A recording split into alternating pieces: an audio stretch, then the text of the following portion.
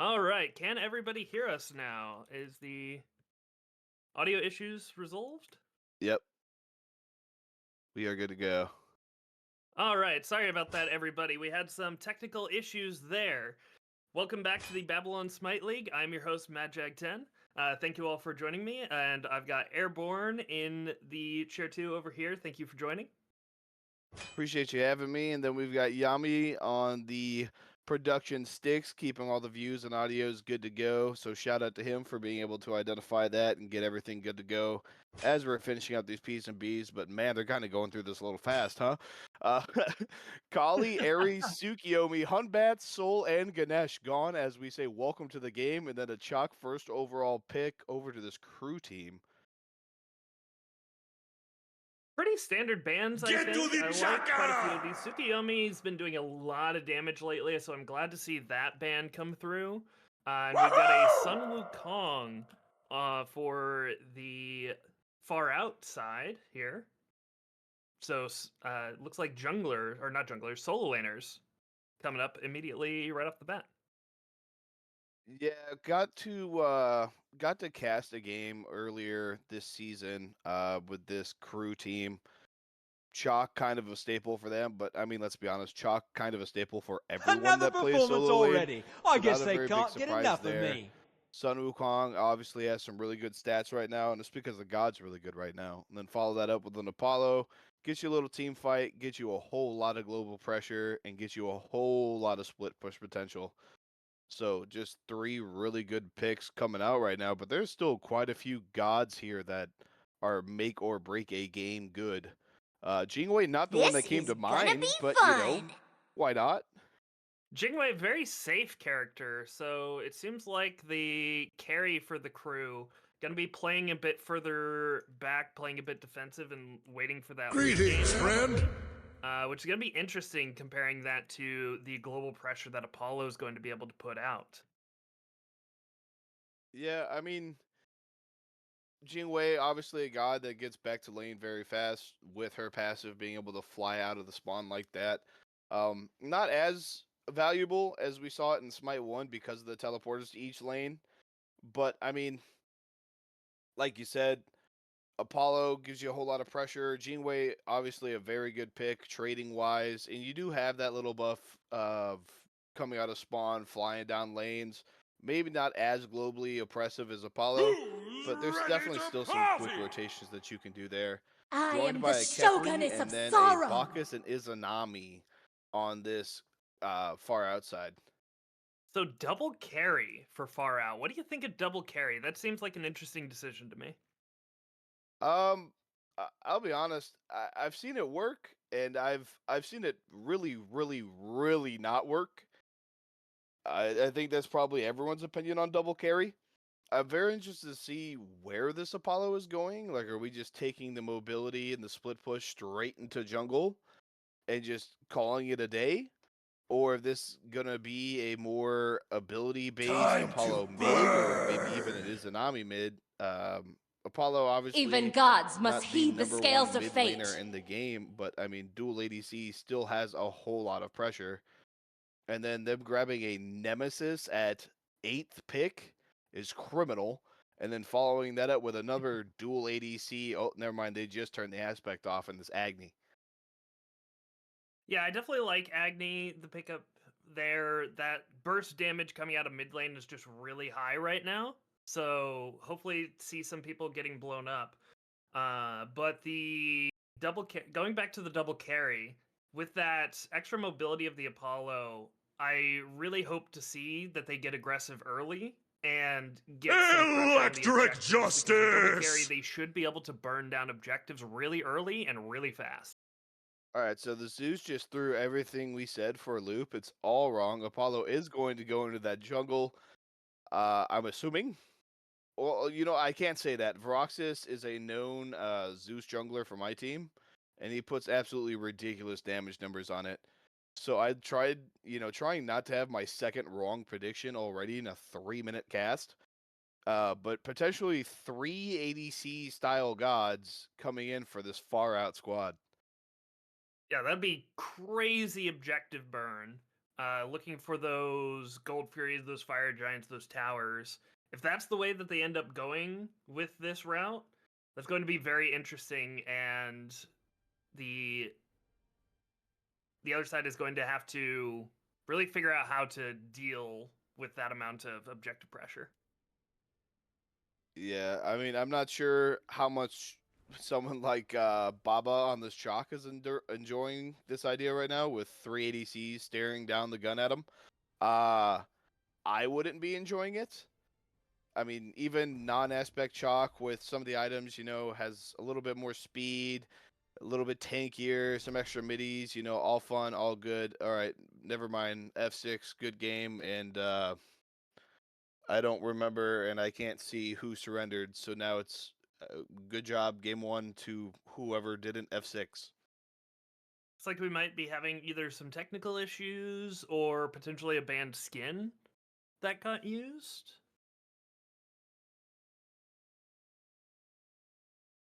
So production's coming through and saying that someone wasn't able to swap gods. So, I'm not sure which team it was. That's just the unfortunate reality. This crew team missing Papa and Nike. Um, and if I'm not mistaken, I thought I saw they were missing Rob Section as well, though I may be losing my mind on that. I do have just god awful memory. I am a Smite player. Um, maybe it's far outs as well. Hey, 3 ADCs. Let's make sure our support player, the guy who possibly is not good at hitting autos, doesn't have one, as is the support slander. But I don't know. We once again spectate. Doesn't tell us who actually F6 or won, so I guess we'll see. Rob Session is there. I do just have terrible memory. But yeah, we'll be getting right back into this game 1 once again. Once that issue gets resolved, we're getting the lobby set up once again to get us right back into this game. And we'll be right back with you guys right after this break.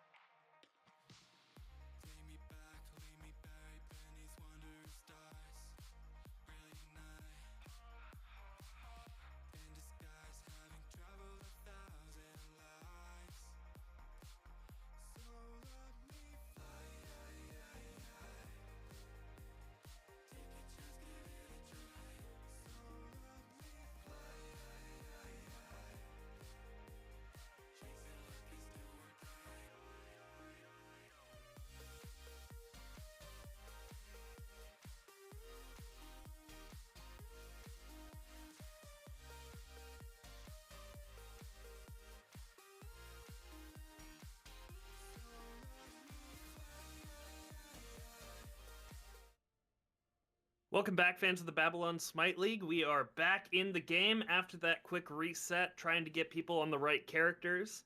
So we're going to see people coming out of the base here, building up their initial starting builds. And is there anything in particular of note that you see? Anything interesting, Airborne?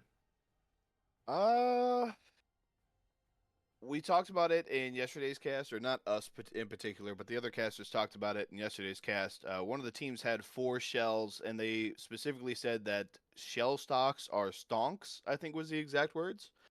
Uh, they're back down again. We are ground zero, no shells, 6 pairs of beads, 2 Aegises, 2 Sunders. Um, Kind of surprised, to be honest, that the Sunwoo's the one without the Sunder. Uh, Transformation, obviously, an amazing way to get into objectives.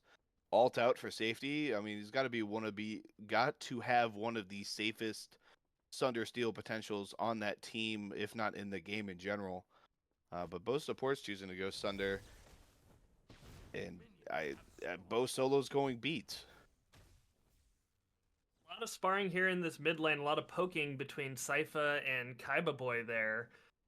But an interesting thing of note, the Bacchus going aspect of Revelry, expecting to do a little bit more damage out of that support, and Mami Sypha getting very low here. She kind of needs to be careful.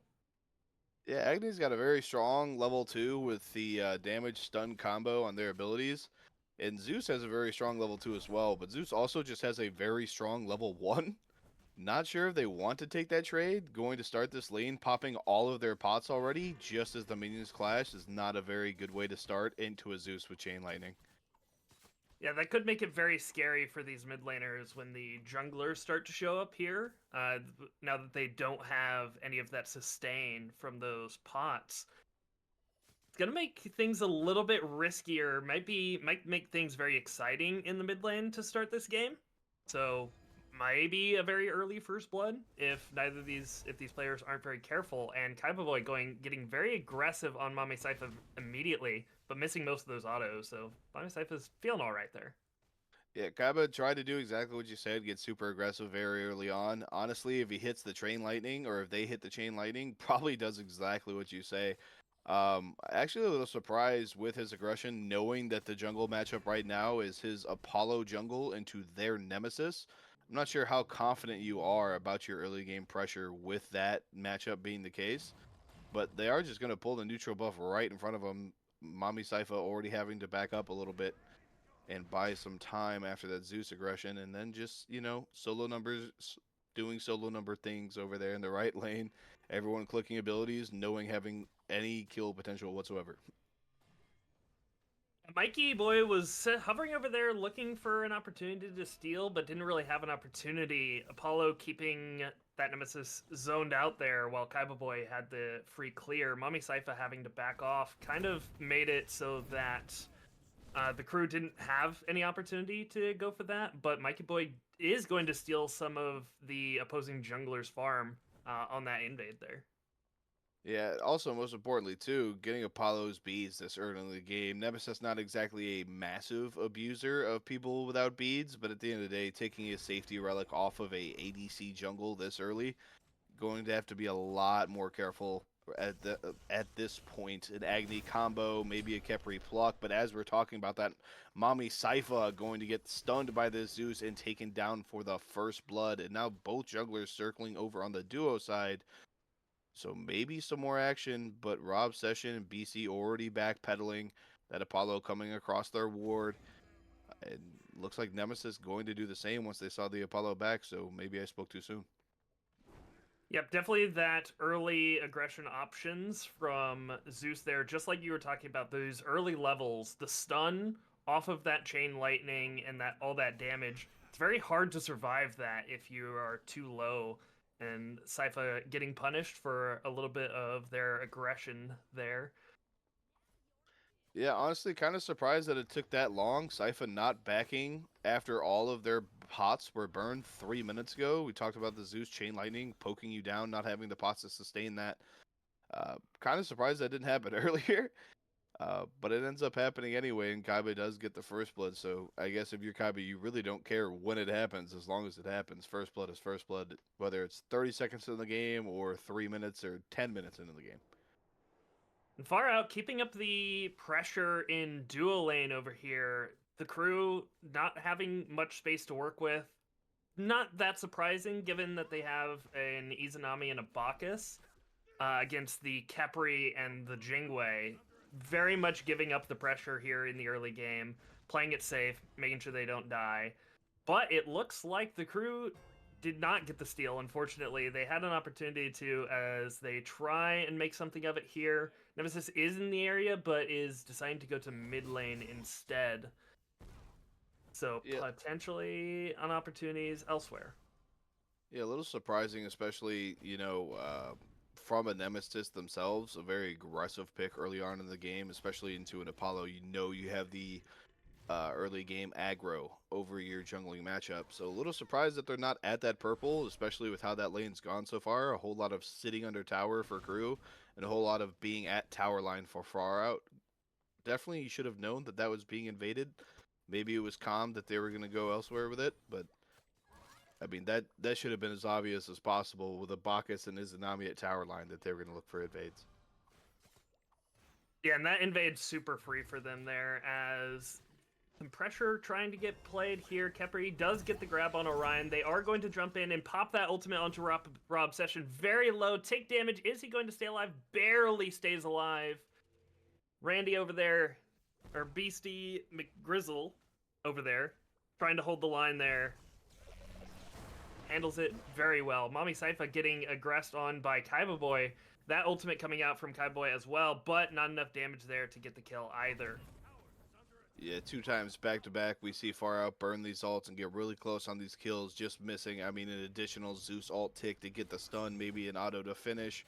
Izanami, an actual auto off of killing this Khepri this early into the game. I mean, coin flipping right there between Cruz Cruz being down a grand still, or being down 2 to 3, depending on how those kills go.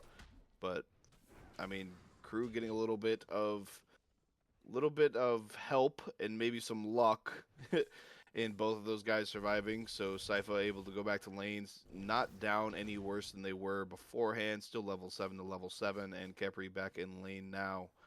No worse for wear after the back. Still only down that level, which they already were.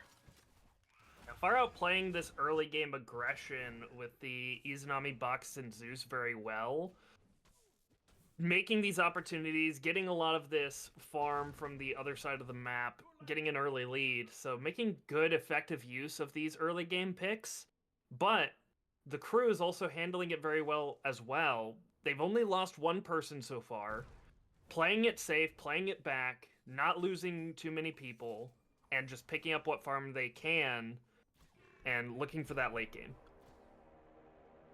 Yeah, I mean, Far Out chose a very good draft. They got a late game jungler in this Apollo. You know he's got to scale up. You know he's not going to be able to match the Nemesis. How you handle that, right? Just draft unrivaled laning aggression. You've got a Zeus throwing ult in 1v1 fights right now in mid, keeping Sypha under the tower. Then you have an Izanami and Bacchus in duo lane, which, man, unless you can't play the game, you have guaranteed pressure there as well. So picking some aggression in these laner picks in order to make up for the fact that we've gotten an Apollo jungle. They didn't get those 2 kills, but I mean, I have to imagine they're just going to keep trying. There's no downside for them at this point. Definitely no downside. They're not getting punished for their aggression at all. The crew not really having much opportunities to punish that aggression. Something of note that I see is very interesting. Captain Boat going Triton's Conch, going for that AoE aura buffing of his backline damage dealers. So really playing into that that double carry and that very high damage Zeus. What do you think of that? I mean, Solo's in a spot right now where damage is kind of king on a lot of these picks. So, gods like Sunmu being a perfect example of that, going to build almost as much, if not more, damage than their junglers. But as we're speaking, Baka's trying his best to save his Anami now, but I mean, maybe Jingwei's on the block here. Capriel going to be used, but not popped. Jingwei has maybe 1 or 2 health, and I think this Bacchus is going to have to pay for the sins. But never mind, Apollo Wall comes down, finishes off Beastie. Bacchus is still alive. Now Rob Session is low. Mikey is trying to chase down to finish the kill, but now he's caught out using both of his dashes to secure, so it ends up being the support Bacchus for the Nemesis. and the Jing Wei. Crazy fight there right off the bat across the sky, just like we were talking about at the start of this game. That rotation capability that Apollo has, really making up the difference there. I liked the aggression from the crew until Apollo showed up. Yeah, no way for them to counter that in any way whatsoever. Like you said, the ult just doing pretty much all the work there for Lemon. Just, I mean, I think he came from if mid lane, if not further away than that. I mean, depending on where he actually got in the air there, I mean, they would have had no idea that he was coming in until a shot started ringing out on his way down, and Beastie didn't exactly have any options to get out. And then Bacchus immediately going back on them just as they get back in the lane and peeling their Aegis. Some really good body blocking there by Ogunson. I may be saying that wrong, but I'm going to say it like that the rest of the set and just be wrong the same way the entire time. So you get killed by Apollo, come back to lane, and immediately lose your relic for coming back to lane. But now Bach is being pulled under by this Khepri, but I mean, level 9, one item finished. Welcome to my 2 towers, but Nemesis coming on the wraparound Jingwei ult going down. Yep, Nemesis following up, trying to make some opportunity here. Dark Portal comes out from the Izanami. The root just barely misses by the Khepri. The Far Out team needing to back off here. However, they look for some other opportunities on the Soul Lane side. They are going to grab those little candies from the Fire Giant pit. Yeah, I mean, like you said, crew came back around. Nemesis trying to get the response gank off after the last one just failed. Try to get that lean back into an even state. No dice. Not going to happen. Both ults coming down. I guess you could take some pride in that, but that's about the only thing that you can do. Bacchus Thunder goes down when they got the initial Jing Wei kill, so nothing new there. Izanami still holds on to beads. I mean, her ult's going to be back up in, what, 40 seconds? Very low cooldown ult. I'm not sure if we're screaming that that's worth. And once again, Far Out just going all out aggression onto Beastie. Luckily for Beastie, though, playing the Jing Wei, Bacchus flops on you, just get to dash away in most cases. But now Apollo's in the air. Across the sky, coming down onto Beastie. Beastie taking a lot of damage. Scarab Blessing is going to save his life initially, but just not enough space there to be able to escape. And Beastie just having a rough time here. Bacchus just making his life absolutely miserable. Yeah, BC as well, almost having zero say in this. I mean, granted, oh, he walked out of his tower. Yeah, sure. But, I mean, how often? No, now Nemesis is in danger. Lightning Storm coming out from Zeus, looking for a bit more. And the Apollo coming out from the jungler that is going to get the kill onto Nemesis. So, Nemesis now down. Is the Far Out team going to look for an objective to follow this up? It looks like they are. They are pulling that Pyromancer. Mami Saifa is in the area. Bak is going to jump towards him, and right behind him is Zeus, but Mami Saifa deletes the Bacchus and completely on the run here as Apollo looking for that chase. Chalk gets the Storm Call onto Zeus, looking for that last little bit of damage. He's so low, but the body blocks from Apollo coming in clutch there is going to save his mid laner's life. Baba Yaga needs to be very careful now. Nemesis is on the follow-up. Baba Yaga very low, backing off here. Nemesis on the chase. Apollo very low health here and no mana. There goes the Divine Judgment. Has to pop the beads to get out of there. Is going to escape. Khepri going to try and keep things up a little bit here. Now, Mikey Boy has to back off, though. Very, very exciting fight there. Not a whole lot happening, though. One kill on each side and no objectives to pull off of that. Yeah, had a really good Nemesis fight there. Got the kill. Got a lot of damage on Agni. Or not even a lot. Maybe they went down to half health. Pulling an objective, though, in front of an Agni at any point in time is a rough idea at the best of times. Even down, though, level 12 Agni bombs are going to hurt. Damage is going to be checked, and it's usually going to be found pretty good. But now Bach is leaping into the enemy team's jungle, ulting, trying to buy him some time on the way out. Nemesis this Bacchus shown up. Is playing very aggressively, jumping in anywhere he can, even if he doesn't have any help to follow up with. Just trying to be a problem and be a nuisance to the crew.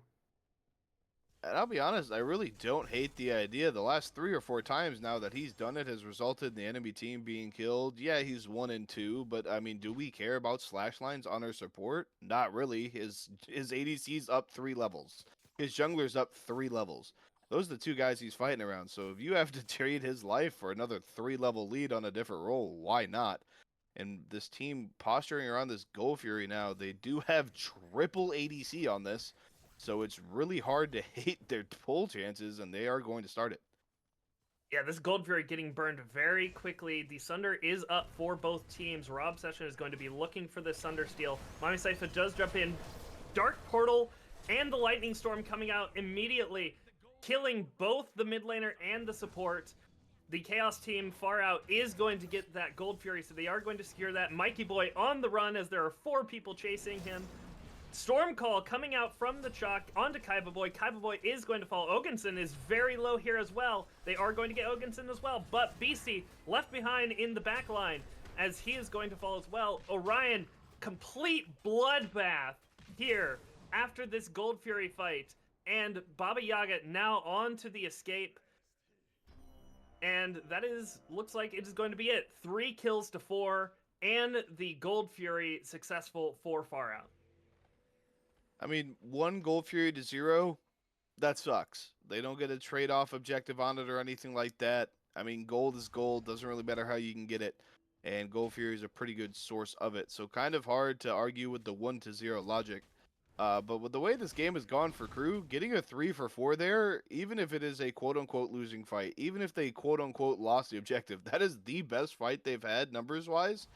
I'm not saying that we should take all of those fights and constantly be out-traded and stuff like that, but, I mean, Baba had a really, really good rotation there, coming in late, using the axe and then the teleport to it in order to get, I mean, essentially free access into this far out backline because of how aggressive that they were chasing. Far out has had aggression in pretty much everything they've done, and so far it's worked out for them. Maybe not so much that fight, quite a few shutdowns going the way of this Crew team to help them get back into it.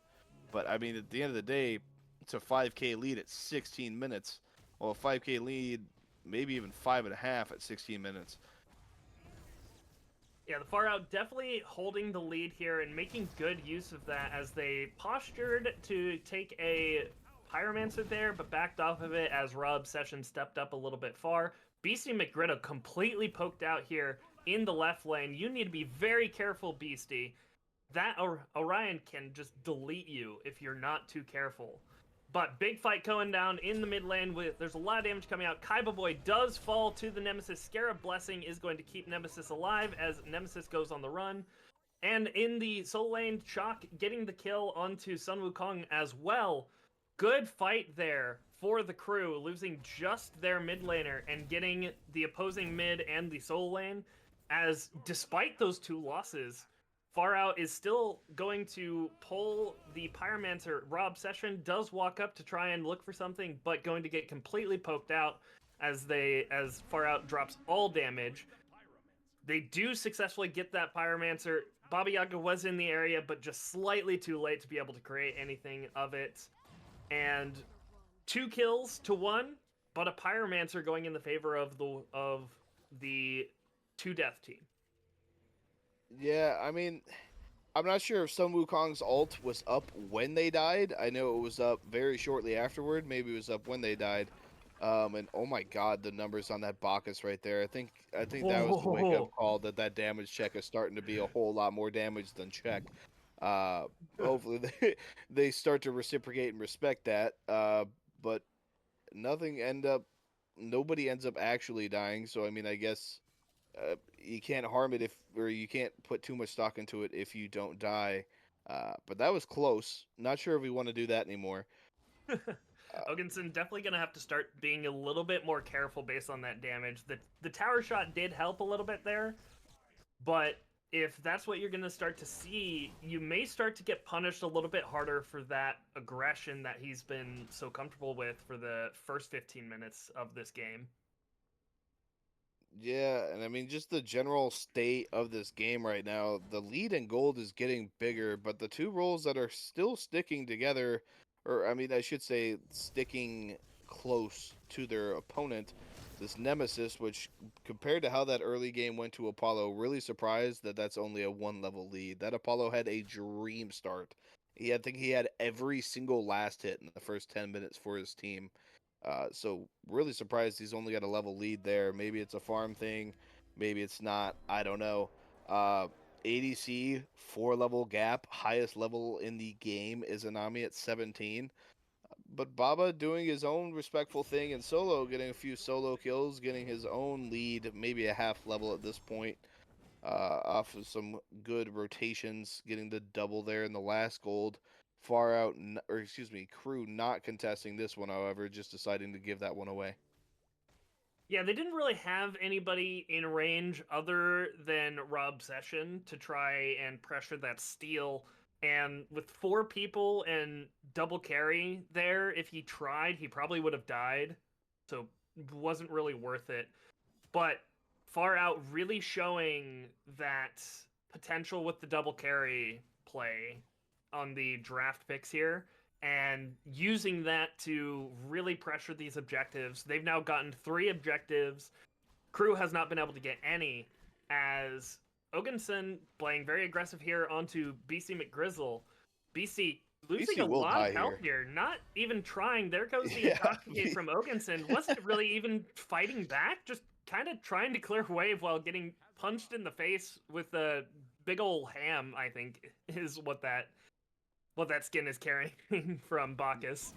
Yeah, I mean, you probably remember this. Playing solo, you kind of get this sentiment when you get damage checks that very first time, and your first thought is, where did that damage come from? It was all Bacchus's autos on this aspect, but now a massive fight breaking out in the mid. Zeus ulting, using his Aegis to buy himself a little bit of extra time, and he somehow gets out of it.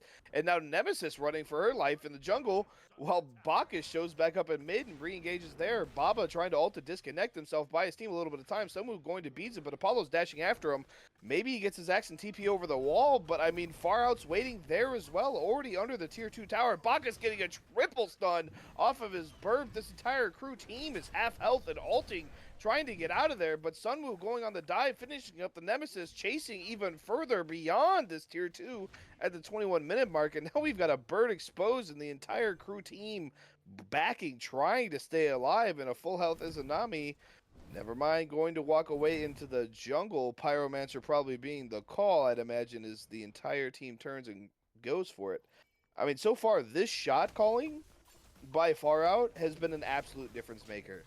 Outside of Baba's 2 good rotations over the duo lane, they have out-rotated, out-called, I won't say out-fought every fight, but I mean, they're there every time. There hasn't been a single time so far where this Far Out team has been surprised, it seems like. And this Crew seems to be surprised every single time something happens. Whether that's wards, whether that's communication, whatever it may be. Far Out, I mean, they're calling the game right now, and Crew just can't keep up with it. Yeah, Crew definitely struggling to deal with these double carries and the objective burn that Far Out has had, and the extra pressure from this Bacchus as well. You can't discount that, as BC McGrizzle, once again, just getting ran at by this Bacchus constantly, making the Crew's job really, really difficult. And we are now 22 minutes into this game. It is 8-12. The Far Out with absolute control, up by 10,000 gold, but Bacchus getting a little bit too aggressive and almost dies there, but Lightning Storm coming out from Zeus, tries to save his life, not able to. Zeus is also going to fall. Scarab's Blessing used on Mikey Boy to make sure, even if they do jump on him, that he would still be able to survive. But 2 people down now for Far Out, and the Crew now grabbing this Fire Giant as Sun Wukong is in the back, Apollo is in the front. We've got an Izanami split pushing from the left. Are they going to be able to try and steal this, as Sun Wukong just walking in, trying to apply pressure and deal some damage to get them to back off? But the Fire Giant is going to have to be dropped here. Sun Wukong now on the run. They are trying to finish him off. Somersault Cloud coming out. Those clones doing a lot of damage. Aegis saving the life of BC McGrizzle. He is so low, barely survives, and they are able to get that kill. However, Apollo able to kill the Chalk in the back line, and 2 people very low for the crew, so they have to back off. Orion Pack still on this split push, able to get that Phoenix absolutely for free while all of this is happening, as we get a 1-for-1 on that Fire Giant fight, and a Phoenix for Far Out. Yeah, Jinwei getting the kill there was absolutely massive. As much as Rampior is saying in the chat, tell Jinwei to go farm somewhere. Jinwei got 2 levels for that kill. And I was going to point this out with the Bacchus fight as this Far Out team goes ahead and starts the Fire Giant. But, I mean, Jinwei is supposed to be the tank killer. And I get ADCs can do more than that in Smite 2 now. Don't put them in the box, you know, blah, blah, blah, blah, blah. At the end of the day, you're the carry, man. You got to kill tanks. We're losing 1v1s to Bacchus right now. Like, Fire Giant I'm now not very sure. low. Far Out still on it. The crew comes over to try and steal, and they do get the steal and the dagger. A lot of damage coming out. That backliner, Orion, very low. They're trying to jump in across the sky, coming out. Apollo looking for that dive. Beastie McGrizzle getting absolutely destroyed. Mikey also falls. This dagger on the Khepri, not really doing a whole lot. Baba Yaga, very risky here. Kaiba Boy very low as well. Kaiba Boy is going to fall. Death absolutely everywhere. The only person left for the crew is this Agni. Mami Saifa trying to do whatever she can, but it is Ogenson and Captain Boat on the chase here. They do have the dagger. Somersault Cloud getting a little bit of that healing, looking for that dive, and Mami Saifa is going to be able to escape. 4 deaths to 3. But the crew is going to get the Fire Giant. They are going to lose the dagger over the course of that fight. Yeah, I mean, having fire over not having fire any day of the week, especially when you do kill enough of the enemy team so they can't push off of it. The support and solo of all 2 roles being the only ones that are alive. 3 ADCs, and we still have none left after the firefight. But we are getting infinite value off of this Apollo ult. Every time he lands, it's a kill. And it transitions into more every single time. I'm not sure. I mean, some of these events have kind of been out of the control of everyone, minus the Apollo. But we watched Apollo go in the air there, and all 4 of us pass through the jungle into one of maybe 4 pathways in this entire map, where Apollo ult covers the entire circle, and then we stand in it. I'm not sure if we don't realize that the 5, 1, and 9 Apollo does damage, but he does. It may not look like it on the chart, but you have to keep in mind, he's a jungler. So him being within 3k of the Chaka and Sunwoo that have just been punching each other in the face the entire game, I mean, he's doing numbers, and they keep dying to it, and then they keep not respecting it when he goes up in the air. So maybe something will change, but Far Out choosing to pull another objective straight in front of crew, going to drop it, though, as they walk in. Does get dropped. Rob Session in the area with the Sunder has the potential for a steal. Mami Saifa was not there for the initial pull, so they potentially could have had a chance to still secure that, as the major objective steal with that rain fire from Agni was not there yet. Captain Boat getting a little aggressive on the side, dealing some damage to Mami Saifa. Bit of a trade there. A lot of hovering in this pit. Nobody really wanting to step too far forward. Gold Fury does get grabbed again and immediately dropped. So much hovering here. Nobody wanting to step too far forward, get jumped on. Captain Boat using the safety of the dagger to get very aggressive over here. Apollo dashes in onto the Nemesis. Nemesis on the exchange. Storm Cold comes out in the middle of it. Big silence. Nemesis has to be careful. Does die. Across the sky comes out. Damage going absolutely everywhere. Gets the jump down onto Mami Saifa. Mami Saifa trying to back off, but is not going to survive all that damage from the Apollo. I don't care if I'm super low. I'm going to jump down on you anyways. Solar Blessing coming out onto Chalk to try and keep him alive.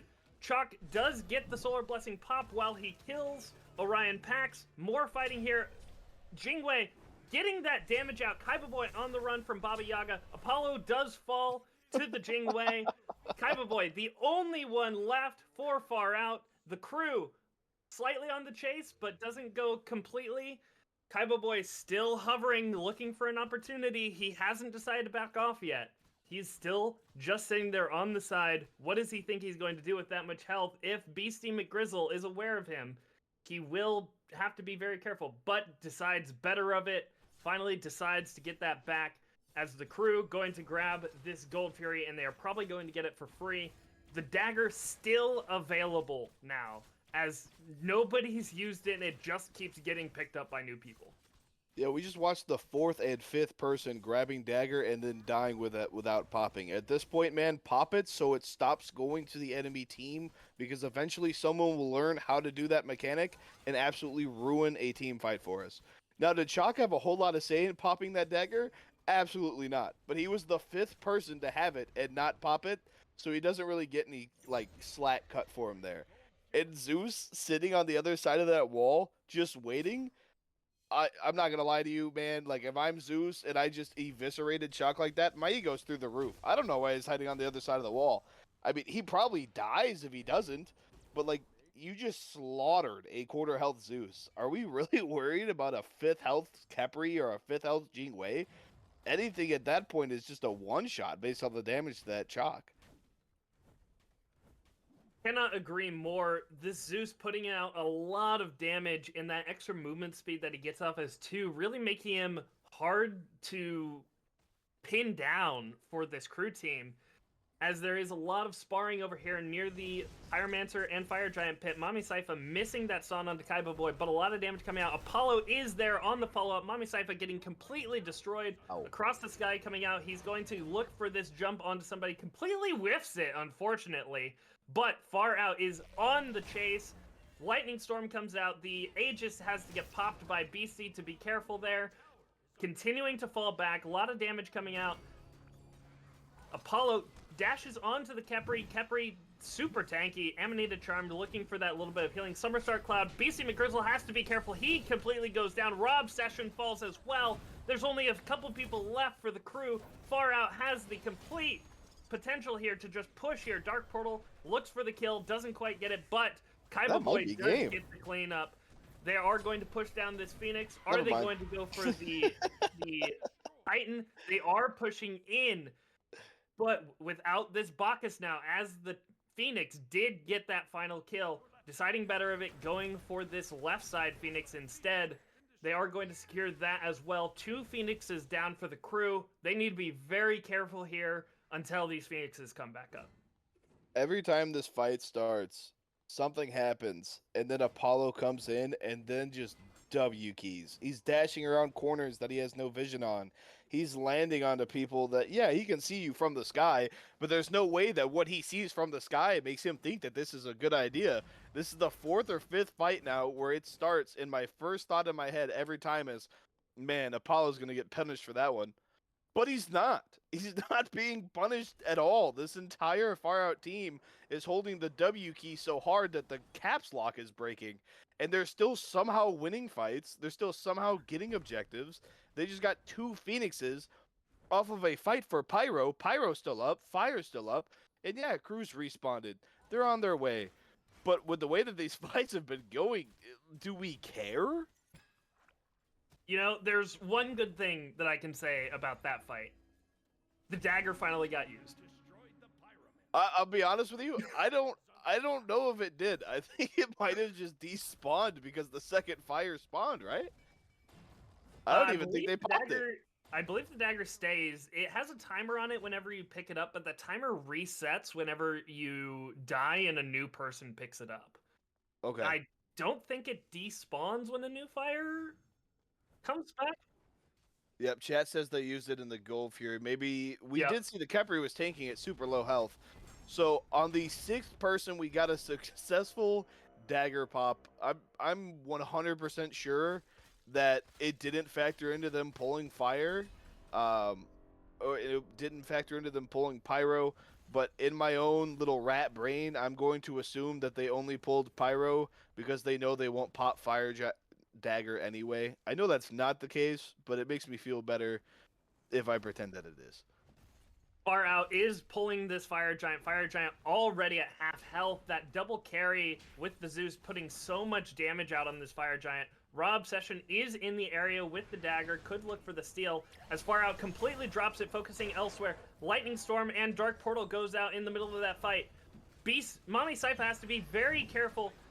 Garrett Blessing is going to save Beastie McGrizzle as the airstrike comes out, looking for all that damage that they can. Mommy Sypha playing very safe over the other side of this wall, raining down that fire. Mikey Boy does fall, however, as does Beastie McGriddle. Far Out on the chase. Not really much damage left for the crew. Baba Yaga gets completely poked out there and trapped against that wall. This is probably going to be the end of the game. Only 2 people left for the crew, 5 people up for Far Out as they just completely push in past these Phoenixes.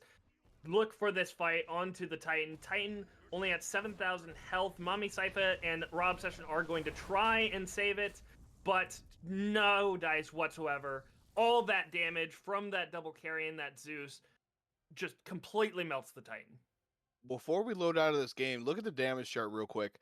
Oh, never mind, it's gone. It's over. We're depending on production. All right. We started at the 23 minute mark with me saying, hey, look, Apollo's got 19k damage, but he's not in the lane. That's a lot. Fast forward 10 minutes, he has gone from 7th to top in the lobby in damage. Every single ult, besides the one onto the Nemesis at Pyro, hit 3 people. That was the second fight in a row that he lands on Jingwei and catches her dash with his stun. And he's free casting. Lemon is landing into the entire enemy team and not being touched. The positioning is awful, but that's Apollo things, right? Like it for Apollo, his positioning is great. For any other hunter in the game, it is the worst thing possible. And because he's not being punished on it, it's so hard to prove it, which infuriates me. But it never went wrong for him. Like I said, leading into that fight, every fight starts with me going, "Yep, this is the mistake. This is how he gets punished. This is the one," and he just doesn't. Immediately upon landing, we get Keprialt out on the Jingwei. We get Aegis out on the Jingwei. Jingwei gets burned so fast after the Aegis that the Keprialt still pops and resurrects them, and they still die before their feet touches the ground again. I'm not saying all the damage is done by Apollo, but I'm saying in that 4-second window, Apollo went from 36,000 damage and 3rd on the leaderboard to 40 and winning the game with top damage. You cannot overstate a hunter that can just say, you know what, put sprinkles on it and drop 6k in a 5-second fight. You cannot overstate that value. But he's not the only one doing it. Izanami, 35,000. There's no way Chalk's health bar is big enough. You've got ADCs getting to your backline at will. And that's never going to be a winning recipe. And we saw it in that entire game. Was there any point where we actually sat back and thought that crew had more than a 15% chance of winning? I cannot agree more. They really had no answer for the Apollo, no answer for the double carry, no answer for the objective polls. One of the biggest things that I was noticing during that game was consistently the crew had somebody either not in the fight or somewhere else where they were getting picked. And very rarely were taking full 5v5 team fights. And when they were getting okay fights. They weren't outright winning, but they were at least getting decent trades. But as soon as somebody got picked, as soon as somebody was out of position, and just got deleted. As soon as they were in that 4v5, they had completely nothing there. So I want to see the crew adjusting their positioning, making sure they're not getting picked early. I also want to see them ban this Apollo.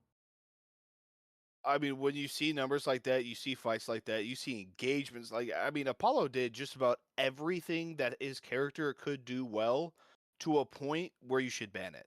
He's the top damage in the lobby out of jungle. Ban it. He's the top gold in the lobby because he was ahead the entire game. Ban it. He does 9 kills. Ban it. And he just did more than 5,000 damage in a 10-second window in the fight to save the game. I agree with you.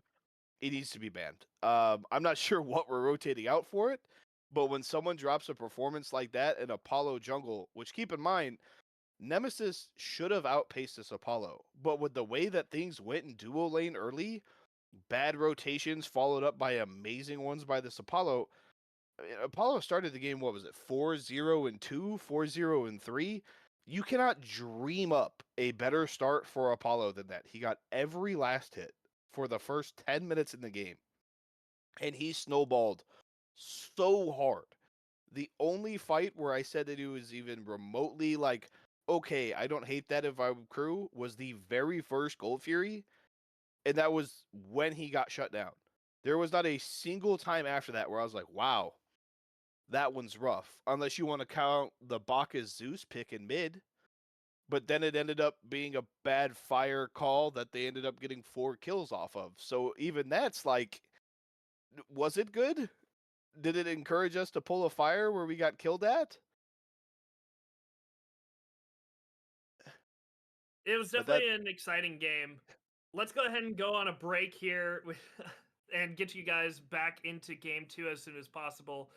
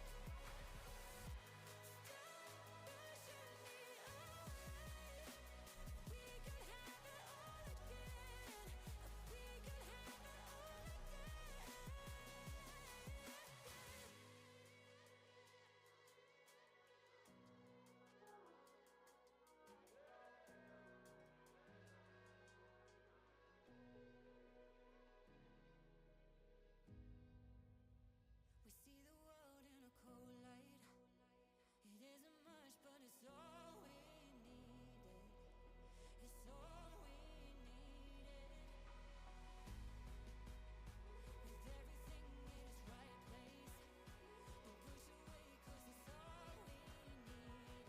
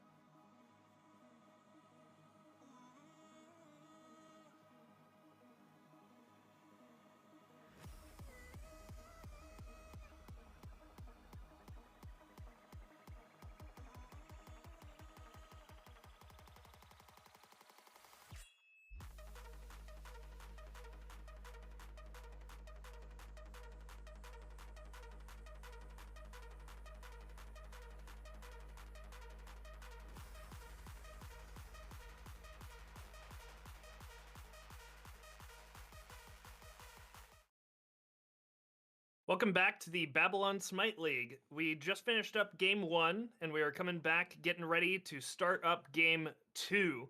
We talked a little bit about those adjustments that we want to see the crew make in order to changed the paradigm compared to game one, and we are going to see one of those changes immediately. Papa Nike, who was unavailable for game one, is now back for game two. Yeah, I mean, you can't overstate something that Papa Nike brings to a team, especially after losing a game, getting a fresh player to come in, not on the morale of just getting curb stomped. Uh, it's honestly a very big plus, as much as, you just wish to not be curb stomped anyway. Getting your starter back makes you feel a little bit better. On top of that, like I just said, he's not at the point where, he doesn't want to play the game. He just got, punished however many times. Like, Poppin's fresh. So for all the Demi Downer stuff that's going on in that VC right now, maybe Poppin's trying to help out with that. Maybe he's not. I don't know. But now we're already loading into P's and B's, so I guess they don't need to talk about it anymore anyway.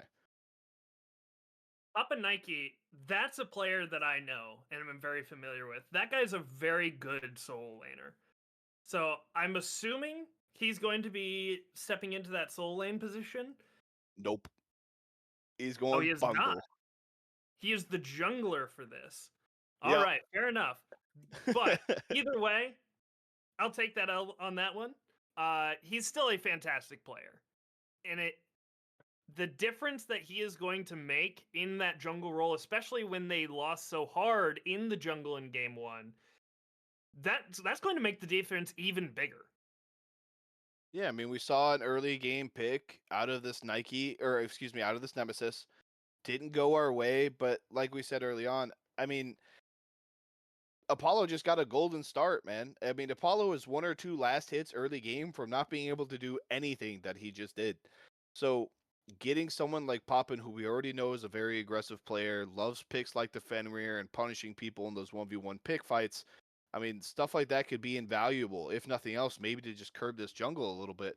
But already into these bans, Kali, Ares, and Chalk, so they did not swap up the bans at all besides this Chalk. Choosing to ban it away after they just first picked it's a little weird. And then Humbots, Bellona, and Sun Wu getting banned now. We're going to see something completely different in solo then, because the Chalk and the Sun Wukong were what we saw in solo lane in game one. Now both of them are banned. However, Apollo still available for Far Out, not seeing that ban, and picking Soul. So not picking it either. So Far Out has the opportunity to pick up that Apollo again. Surely they do. After that performance, surely. I'll be honest, I agree with you. Regardless of matchup right now, I just watched Apollo have an amazing game. If I'm his team, I don't want to take him off of it. He was in a matchup that should have lost. May the gods of Valkyrie surround you! I really don't see a downside in picking that. You get the sole top pick here. You immediately get an Odin, which is insane value, especially when pairing, there it is, with the Apollo, being able to trap those guys, making it a little bit easier for him. But something we didn't talk about when we talked about Poppin. Already. I guess they Poppin can't get enough of me. As he immediately The lost moon the will Tsukiyomi, purify one of the this gods that land. was banned, and they didn't ban it again. Instead, went with Sunwoo. Maybe going to have to regret that one as he locks it in, and they get the Neath as well. But now that Poppin's here, Sypha goes back to carry. Mikey Boy's back in mid. I mean, we're looking at 3 different names in 3 different roles this game now that Poppin is back in the game. So this could be a very different crew team, even beyond the different name in the jungle. Despite not picking up the Apollo or banning it, I do really like these first 3 picks. Soul does insane damage. Neath does insane damage. Tsukiyomi, insane damage. That's a lot of backline, long distance damage that the Far Out team is going to have to figure out how to deal with. Yeah, and I mean, We responding make in war kind so with a that whole we lot may of burst live damage in of their own with peace. this Medusa. Look And into then an my Ama going in an eyes. entirely different direction than what we just had in solo lane from 2 bruisers, which granted, I think Somu built entirely damaged. So calling him a bruiser is a very, very light term. But Ama, completely different mindset. Sunwoo was a very poke, ult if I need to get out of there type of player, granted, until his team was up 20k gold. Ama's the exact opposite. you've got one dash, man. It's in or it's out. And based on how that game went, it's going to be in a whole lot of times. A lot more volatile, Wisdom shall but be also my aggressive shield. pick. And now There's into a no way Kraken as out! well. Not sure we're going to enjoy that matchup. And then an Athena following right afterward. I really like Kabrakan. That god has so much CC. If you step up out of position just barely, that Kabrakan just walks at you, and you don't get to play the game for like 3 seconds. And when that happens, especially when you have a Soul, a Neath, and a Tsukiyomi to follow up on that damage, on that CC, you're not going to exist for very long. No, I'm in agreement. And I mean, they hovered the Time Zeus, to ended up going with the Agni. But I'll burn. be honest, either way that pick went didn't matter to me. I think Crew definitely has the better team here, which is not something that we could have said in game one. So already a different look for them. But I mean, the damage, the CC, like you said, I mean, it's a very clear cut path to victory, right? All right, Amma dashed in. So they're stunned 3 times and taunted in front of a Neath and a Soul. They're gone. It doesn't matter what you build. You don't get to live that. Tsukiyomi, a very, very high damage dealing solo, or excuse me, assassin. And on top of that, getting him at the 4th pick, both teams not first picking or first round of picking, I should say, the Tsukiyomi, which as of last week was a top ban, top pick god. So somehow goes from a god that we ban to a god that we allow them to get at pick 4. I'm not really sure what the mindset is there. I don't like it, but whatever, I guess. Especially if we're going to play the Amma, I don't really see the downside in giving the Sunwoo over the Tsukiyomi. But maybe they're just more comfortable playing into a Tsukiyomi than I would initially think. Maybe they have some sort of idea of how to deal with Tsukiyomi and these 2 backliners, but at first glance, I'm not seeing it. The only real answer that I can see is when the Suku jumps in, the Odin could put up that Ring of Spears and trap Suku with the damage dealers, and maybe that could do something. But if you're using that there, you're not going to be able to use that on the dive to support Lemon with the Apollo jumping in on somebody with the Across the Sky. And as I say that, Baba Yaga getting poked out by a little bit by some fun little aggression there from far out. Yeah, Baba just watched them walk up to his bush, didn't react. They walked into his bush, didn't react, and then he was like, well, I guess I'll leave then. And that's when they decide to attack him. I mean, both people just ignoring each other until he starts to walk away. Very strange interaction. But they got one of his chalice pots, so surely that's worth. Very, very amusing. Now, something of note that I think is important to point out here, the crew opting not to grab a Sunder this time, and instead grabbing 2 shells from their support and their solo laner. Yeah, I mean, I get why it happened. Also, something we didn't talk about, Captain Boat going back to support Orion Pax in solo on this Amma. Just feel that it would be a little toxic not to point that out. I just noticed it, so definitely wanted to say something since we talked about the crew team swapping so much. But yeah, man, I mean, you're into an Odin. You got to have that. Like it's just a reality of playing into an Odin. You just get relics forced onto your team at any point in time because he has that 4 key. And I mean, Orion Pax having to go shell as well, knowing that he's into this Kabrakan. Both teams going the wall. Granted, Odin's a little bit bigger. But I mean, that's just the reality of some of these picks that you just have to be able to deal with. Yeah, I don't think going the shells are a bad decision. You definitely need at least one when going against Odin and Kabrakan for both teams. But not having a Sunder is going to make things very interesting when we start seeing these double carries getting online. Because once again, Far Out's going to be looking for these objectives. That's why you pick up double carry. You try and get these objectives early, you try and get them often. And that's going to really decrease the crew's steal potential. when they don't have Asunder. The best steal I think they have is going to be like Soul Neath Oak combo. or Neath combo. Yeah, Neath combo, especially depending on the build and the state of the game. I mean, as we're talking, though, Tsukiyomi already getting low. This Agni low as well. I mean, no one's dead yet, but Mikey is definitely on the prowl for it, and Agni walks back up. I don't know why he did, but he got put in the ground for it. Neath getting the first blood. Agni taking a quick trip to the gray screen. Really confusing to me. I don't really see any reason for Kaiba Boy to step up there. There's not really any farm to look to take other than the little bit of gold on the side of the lane. You have no health. Mikey Boy is almost full. You're not winning a fight. You're just going to get deleted. So I don't really understand that. I'll be honest. The only thing that I can really think of is it's just reflex, right? Like he just Maybe. played an entire game of not solo. What did he just play? It was jungle, right? So maybe it's the I'm a nemesis. I've got 2 dash.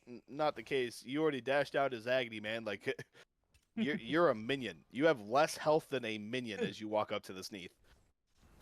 Yeah, the crew definitely going to enjoy that first blood there on their mid laner, especially on a Neath. You want to get that Neath to late game. That mid lane full mage Neath late does an absolutely absurd amount of damage. So getting that first blood there is going to feel really nice for the crew. Getting Neath that opportunity to get active early, get that lead early, and already has that ultimate now. And with the global ultimate going to be able to affect the other lanes. Neath, one of the few characters who in the game can affect any lane from anywhere. No, 100% agree. And just based off the matchup alone, we see the state of solo. Ama already under their tower, Kabrakan halfway up it. And now it looks like the duo lane also walking up to the purple. And oh my god, that is a lot of damage.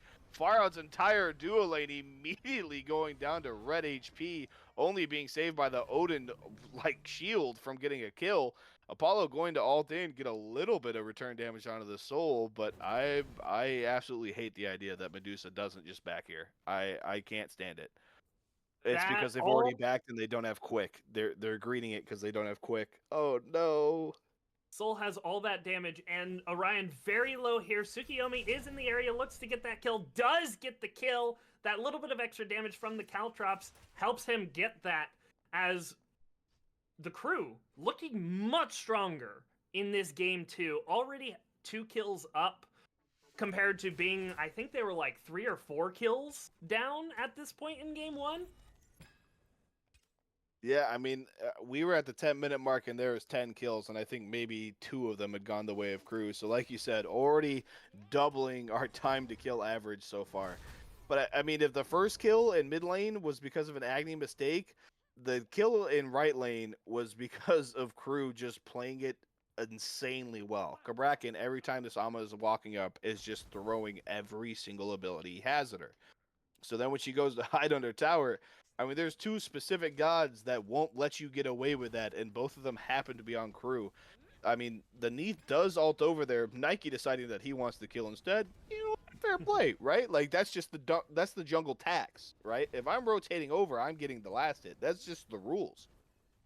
Getting the kill anyway, but I mean, like I just said, there was no world where Ama got to live there. None. Even if Tsukiyomi doesn't want to dive, even if Tsukiyomi doesn't hit the abilities, we're just waiting the extra second for Mikey Boy's ult to get over there.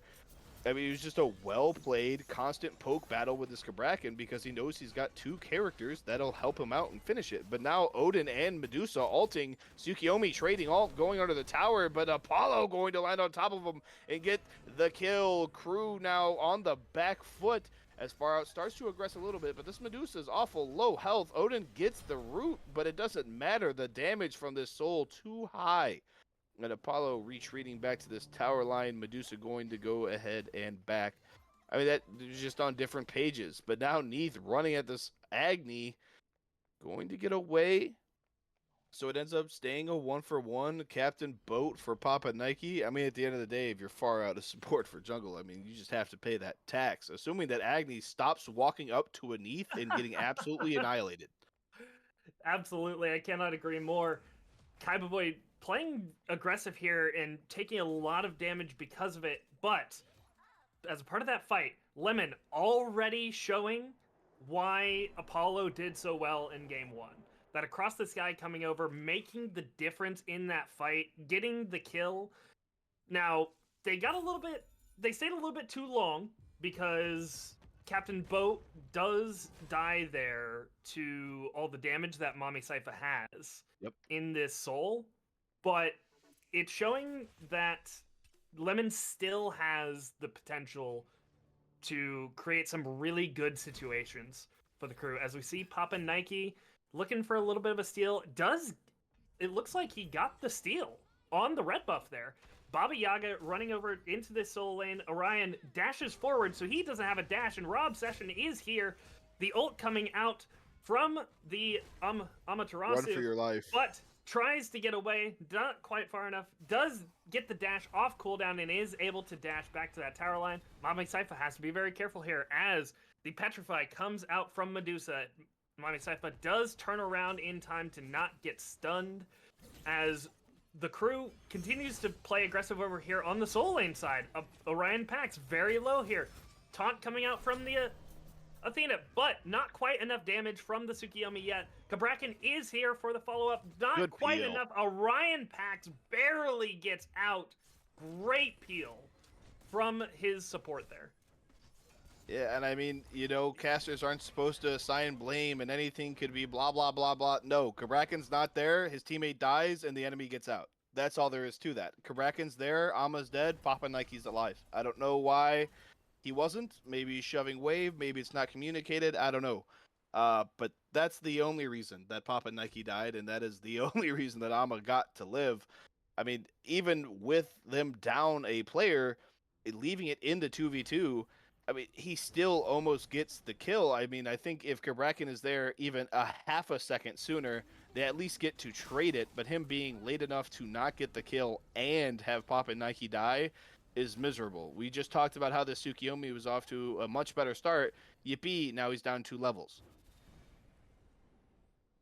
Definitely down a couple levels here. Played a little bit too aggressive there when he was low health. Tsukiyomi doesn't have a lot of damage early. He really comes online late as Ogenson plays very aggressive, dashes in, and Athena is there for the taunt, so gets absolutely destroyed there. Got punished for his aggression, did not know Athena was in the bush right next to him. Meanwhile, in the jungle over here, Papa Nike has a friend that he found from the other team in his own jungle. Completely out of position, Captain Boat. Mikey Boy and Papa Nike is going to get that kill as well. 2 deaths, 4 far out. Now getting punished for that free form aggression that they had in game 1 that they never got punished for. Already showing that they're getting punished for it in game 2. Yeah, and I mean, Mikey Boy had a very good rose to it. I'm not even sure if Captain Boat gets to live, even if it is just the Tsukiyomi there, to be honest. Both those gods have insane burst potential. But now they're engaging on the Orion Pax again. Mikey making another rotate to these jungle fights. And oh my gosh, this damage is starting to add up. Keep in mind, he is 2 items in right now. And it already looks that bad. And it is only going to get worse from here out. That damage is already good. The damage is already hitting, and I haven't seen him miss a whole lot of abilities. So if that's the plan to, get rid of this Neath, it may need to be adjusted because so far I haven't seen any thought of an answer for this far out team. Getting the jump down onto Rob Session here, but no real follow-up. I'm not really sure what the decision there was. Maybe a miscommunication, but late follow-up. Rob Session is very low. Captain Boat has to be very careful, though. He is very low. Orion Pax, meanwhile, dies in the right lane, but falls back in mid. No deaths in mid. We do see the death in solo lane. The crew really showing a big change-up from game 1 to game 2, and I'm really excited to see it. Kaiboy has to be careful. The World Weaver comes out, gets jumped on from behind by Papa Nike, has no chance to survive. Defender of Olympus was also there just in case he got the dash out, but No opportunities there as Pyromancer now gets pulled by the crew. They will probably be able to get this for free. Captain Boat is in the area, but does not have Sunder to really look for a great steal potential. Does come around the back. Papa Nike well aware of it. They do decide to drop the Pyromancer and go after Captain Boat. Captain Boat goes up and right back down.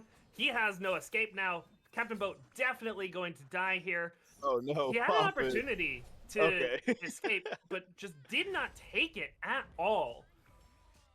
Delays the Pyromancer, though. Yeah, Captain Boat's up down quite a few times into questionable situations. Maybe why there's 3 in that second column and not the first column. Who knows? Definitely getting punished for it a lot in this game so far, though. I mean, highlighting the jungler difference once again, I pointed out, oh, Poppin had 2 bad ganks. Now he's down 2 levels. Well, now he's had 2 good ones, and he's still down 2 levels. At the start of that Pyro, they were actually tied 11-11.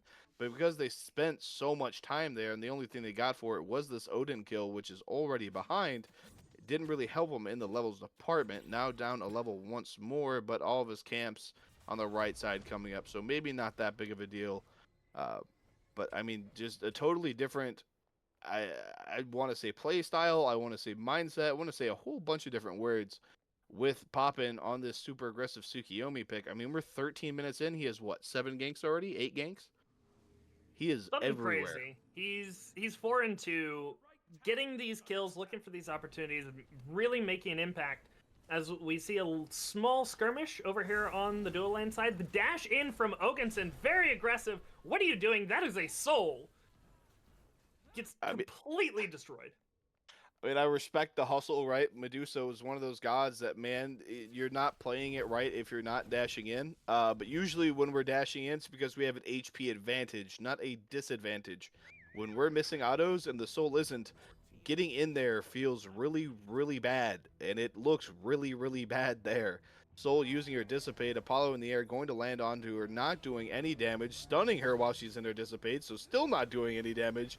And now the Neath ult comes in, the Athena ult comes in, and he may just die for it, Odin Cage being the only reason he got out of there, along with the Wind Sprite. Very well played by the crew there. The Disapparate keeps Mommy Cypher from taking really any damage from that across the sky. The follow-up with the World Weaver and the Defender of Olympus really made it so that Far Out didn't have any opportunities there. As the crew now goes to grab this Gold Fury, nobody anywhere in range really to try and contest this.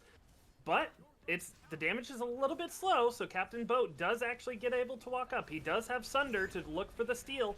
Oh my god. And does get the steal! Well played, Captain Boat. Jumps in, get the steal, but he is going to die for it, as is his carry. So we are going to see the Gold Fury go the way of Far Out, but 2 deaths on the other side. I know he's Sundered, but I don't even know if his Sunder mattered. I think he got it with the leap. We just got out secured by a support Odin leap. And this is exactly that's rough, man. 100%. And this is exactly what I was talking about at the start of this game. They don't have a Sunder. Their best secure, once again, is the Neath combo or Soul ultimate, and they didn't have it. So Captain Boat just getting to jump in, use that Sunder, and successfully getting the steal. So we're seeing the effects of that decision to not grab Sunder already. Yeah, I mean, I'm not sure if they're just on a different page there. I was going to point out earlier that this Odin seems to be on a very different page with the rest of his team at that Pyro fight. But it seemed like the entire crew team was on a different page there. Poppin is up top, spacing the ADC Medusa. Love it, man. Do you, because Medusa ult's probably their best steal potential in the game, especially between an Odin and Medusa, right? But for some reason, we know he's there, and now Mommy Cypher getting absolutely put, like, paws on them by this Soul, excuse me, but 3 ults coming out. Orion Pax gets out using his shell and his ult. So, I mean, that's just worth. That's definitely worth. A lot of ultimates getting popped there. Only loses his own ultimate and the shell. So, seems pretty well worth it. Papa Nike getting a little bit of a fight here with Captain Boat. Here comes the Ring of Spears. Papa Nike has no way to escape here, as Medusa is in the area. He has to be very careful. Does get the kill onto Captain Boat. Gets very low here. Petrify does get the secure onto Papa Nike, trades 1-for-1 with the support. Yeah, Augenson was the support last game, so maybe he's got a little bit of support mechanics right now. Missing a little bit of autos. I mean, 1 or 2 would have been the difference between Odin living and Medusa keeping his ult. But at the end of the day, you get the kill. Captain Boat's already down. Well, actually, he's dead even now, so I take that back. My apologies to Captain Boat. But Captain Boat's already 0-5. So it's not the worst trade in the world. It's definitely one that we should be okay making every time. But now Lemon is underneath this tower. Neath going to beads. Not going to save him, though. Mikey goes down, and Lemon rolls on out of there. Safe as can be. Boy and Lemon getting that free kill. Really didn't have much opportunity to save himself. Rob Session had a taunt to be able to try and save him, but he's so low. Kaiba Boy and Lemon pressuring from 2 different sides. He really had nowhere even to run, even with the taunt. So just good kill by Far Out there. Yeah, I mean, I think the only thing that you maybe could have argued could be done different is Mikey just embraces the death and doesn't beads. But let's be honest, like, everyone's going to try for the outplay there, wanting to play their own life. I get it. But like you said, I'm not sure if Mikey had much say in anything that happened right there. Both sides being pressured. You know, either way you walk, you're going to be gone on. You sit in your tower. Well, I mean, it's an Apollo. It's just not much you can do. But now the crew team going ahead and pulling Naga and Pyro at the same time. So I guess we'll see how this goes, because Rob Session is already half health. Captain Boat is sitting on the other side of that wall, has the Sunder, jumps in very early. Ring of Spears comes out, but not really going to do anything. Captain Boat falls completely. Pyromancer does get secured by the crew as Papa Nike gets even more aggressive down there in the mid lane, but falls for that aggression. However, Orion Pack's very low, tries to dash out, but there's a Baba Yaga on the other side of that dash. But Lemon doing so much damage. Baba Yaga does fall. The rest of the team gets the cleanup on Orion Pax. However, somebody very low over there, Rob Session, does die to Kaiba Boy. The fight continues. No. Lemon is so low. There's that Neath damage. 3 for 3 so far in this fight. Soul, you have to be careful. There's an Agni behind you. Disapparate is gone. Gets that all that damage onto the Medusa. Agni getting the cleanup on the back there. Sypha, you have to be very careful. It's so much damage coming out. Kaiba Boy just barely managing to survive. And we are going to see 3 deaths to 5. And the Pyromancer getting secured by the crew. Yeah, I'm not sure if I want to say that one team played that fight better in any sense of the word. I think both teams did the exact opposite of what they should have. It just somehow ended up going into Far Out's way. Probably based on the damage that just came out from Lemon, like you said there, as they tried to push down onto this Ama. I mean, Ama already, second time we've seen it now, shelling for their lives and being able to ult through the ult, saving their own, even got the return kill on the Kabrakan. So far, that Relic has proved to be the best decision in the game so far. But, I mean, yeah, there's just a really drawn-out, sloppy, extended team fight for both teams. Just happened to go Far Out's way this time, but, I mean, easily could go Cruise next time. I'm not really looking forward to seeing that again, but now Neath ults and Tsukiyomi ult going down. Lemon going to ult in, clean up Papa Nike, but now he's being taunted by the Athena. Has to beads, doesn't have shell this time. Lemon going down to the Kraken ult. Papa Nike playing very aggressive and getting kills, but often trading his life in those fights as well. The crew did have the follow-up to be able to clean up Lemon after the fact, so they are going to get 2 kills to the 1, and are now pulling this Gold Fury. Baba Yaga looking to back Captain Boat in from the back, looks for the jump on again, does not get it that time, does get taunted by Rob Session. He is surely going to die as well. The crew getting 3 kills and a Gold Fury, as on the right side, Orion Pax is looking for a Phoenix Steel like they had in game 1, but not going to get it this time, as Defender of Olympus comes down and helps secure that kill. Another death for Far Out. And interestingly enough, for a while there, we had a massive kill lead for the crew, but Far Out has had the gold lead because of how many objectives they've been able to secure with double carry and asunder. and now starting to lose that as we see the latest Gold Fury going the way of the crew. Now a Fire Giant being pulled, and the gold lead is practically completely gone.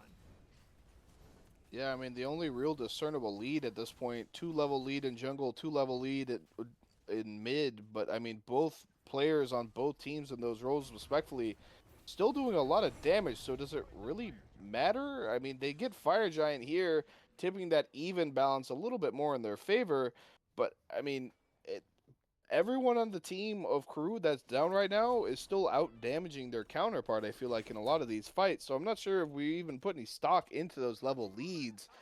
Uh, Captain Boat had one really good steal on the Gold Fury, and I think it's kind of turned into a situation where they believe they're going to steal every single objective on the Lipa now, and now they're just doing it a little too much. Went from even to down 2 levels. Yeah, didn't have the Sunder there to try and get the steal on that Gold Fury, so just had the Bird Bomb in, and it was dead before he even landed. And since your jump's now down, you have no way to escape all those 4 people who are just going to kill you. You have no way to run away, no jumps to escape. So you're jumping in knowing that you're going to die. So if you don't get the steal, it's just a complete waste. And is that even worth the risk at that point?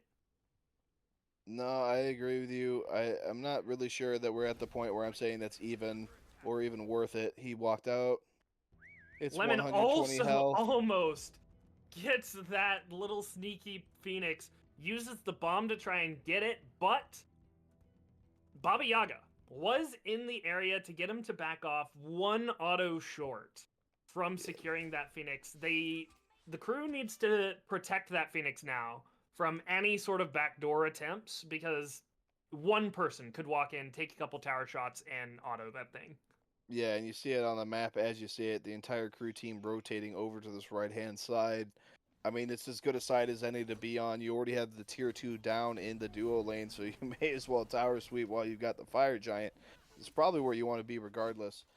The unfortunate part of that split push, as much as all split pushing is cowardly, and I say that knowing that Rampior is my org owner, if he hadn't stopped at that jungle camp and had just walked in to the Phoenix to pull it the moment he came down, no one's around to stop him. But unfortunately, he stops for the jungle camp for whatever reason, ends up not getting the Phoenix because of it.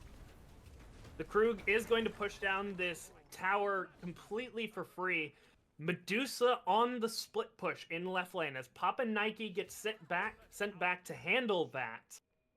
So we have a 4v4 here hovering over here in this right lane. Mami Saifa very far out on her own there, but doesn't get punished for it. The rotation over to the mid lane. Odin is hovering, looking for an opportunity to jump in as Papa Nike hovers off to the side, looking for an opportunity to gank. A lot of damage, however, on that burst from Medusa. The ult comes out. Aegis is going to keep too much damage. Ogenson very low, as is Papa Nike. They both have to be careful. Big fight starts off here in the mid lane as Lemon and Captain Boat do fall.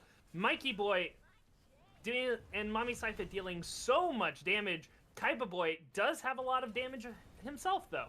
And now, another split push over here on the right side. Orion Pax looking to get that Phoenix. Jumps in, dealing a lot of damage with these autos, is going to secure the Phoenix. Papa Nike is in the area. Orion Pax, where are you going to run? Dazzling Offensive going to look for the stun. Doesn't quite get it. Papa Nike dealing a lot of damage. Orion, keep running, dude. You aren't going to win this fight. Dashes away. Doesn't get that extra movement speed. The slow on the Caltrops getting just enough there to get in range of that extra auto. 3 people now dead from far out. 5 people still alive as the Fire Giant buff does fall down. No Phoenixes secured for the crew. And the backdoor Phoenix for far out. I think overall the fight goes to the crew, but losing that Phoenix is going to have to be something that they have to be aware of for the next minute and a half. Yeah, I agree with you. I think, honestly, the only part of this that disappoints me, I mean, I'm not a big fan of split pushing. It's not really my thing, but I mean, I get it. You know, if you don't want to be split pushed against, ward better, position better. know that they've just tried to split push you twice in the last 3 minutes, and they're probably going to do the exact same thing, which they did in 2 separate lanes. The only thing that I don't like as far as a strategic standpoint is if we know we've got our Amma split pushing right, we know we've got our Medusa split pushing left, why on God's green earth are we defending a mid tier 2? Just let it go down, because if they don't die, I don't think you can say it's not immediately in Far Out's favor. But because Crew gets to get those 2 kills, gets to get the Gold Fury off of those deaths, I mean, it's hard to say that they won. As we see Baba Yaga getting some of that CC onto the Amaterasu. A lot of damage, Mikey Boy getting onto Captain Boat. Far Out is going to secure the Pyromancer as Ultimate's going absolutely everywhere. Complete bloodbath. 3 people death for Far Out, 2 for the crew. Rob Session is very low. They are looking for that final bit of damage. Agni looking to clean up. Mikey Boy, you've got a fireball coming down behind you. You're going to fall as well. Kaiba Boy with the juke shoes does manage to survive long enough to kill the Athena. Papa Nike now very low. Kaiba Boy gets the triple and the DS side. No. What was that? Papa Nike started to do a backing animation because he was making fun of himself for making all of the missed abilities that end up in Agni getting all those kills. Agni doesn't care, immediately slaughters him for it, and then he gets laughed on for his trouble. I mean, that's rough. At the beginning of that fight, it's looking like he could go anywhere. Neat immediately gets a double kill the moment that these health bars still are getting low. All right, cool. Now it's in Crew's favor. All right, sure. And then everyone died. I don't even know outside of Kaiba's triple if it was even the same person who got the other 2 kills. I couldn't tell you. But they all died within about 10 seconds of each other. So I guess yay, but like also how I don't understand. This is the same as it was in game 1. I don't understand how this enemy team is getting free access to my backline, especially in this game where we're ahead. Even after that deicide, we're only down 2k gold, so you know that they were ahead beforehand. On top of that, we're pulling pyro. We know they're coming. What? I don't understand. Like it's so hard for me to get into the brain of this because you just know they're there. You know they're coming. You see them on wards. You saw them on wave. Odin walked up to Neath before they even started to pull the objective. We know they're coming. So why are we pretending like we've just walked in and they'll give it to us, immediately punished for it, and now you're behind? Crew absolutely needs to figure out a way to deal with Kaiba Boy. This guy is holding down the entire line for Far Out. As we can see on this damage chart, out of the top 5, only one of them is from Far Out, and it is Kaiba Boy on this Agni. Okay, those stats are skewed because I've watched Captain Bode walk into the enemy team like 6 times now. Those damage numbers are inflated. All 5 of those players are playing solo. I'm convinced. But yeah, I agree with you. Poppin going ahead and eating the Agni combo, getting stunned. Here comes Apollo ult, immediately killed for it. But I mean, the entire crew team is on Fire Giant, so maybe that was a little bit of a distraction. It's down to 5k now, but here comes Far Out, rotating. Captain Bode buying the time. Fire Giant largely gets dropped. Baba Yaga is very low. Lots of damage coming out. Ow. Most of Far Out is now dead. The World Weaver comes out for the stun onto Lemon. He has nowhere to run there. Raw Obsession, you are very low. You need to be very careful. Fire Giant is only at 2k. Kaiba Boy is in the area again. Kaiba Boy looking for the extra damage. So much damage. Kaiba Boy is going to fall there, gets the kill on Raw Obsession. There's only one person left for the crew with that Fire Giant. Mami Saifa, the only one left, does have to back here. No real area to push into here as the Phoenix does fall once again from all those minions that they had pushing over there. All right, we need to talk. Only a quarter of that Fire Giant pit has residual flame on it. 1/4, 1/4, 25%. Like, I don't know what other math I can say that represents a quarter. Why is the entire fight taking place in the fire, man? Agni walks through fire he could go left and just eat damage the whole time, or he could go right. Of course, he goes left, and then he dashes through the entire left side to get to the Neath while the fire sits on 1,000 health for like 6 seconds. Did he get 2 kills? Yeah. Did he look pretty cool doing it? For sure. Would it have been much cooler if he just didn't die and got fire? I think so. I'm not like, don't get me wrong. Insane Agni value. His entire team got blown up the moment they walked in after Captain Boat died.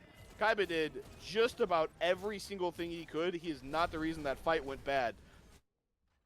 Pausing real quick to say, Getting oh my god, absolutely Lemon just destroyed died. there.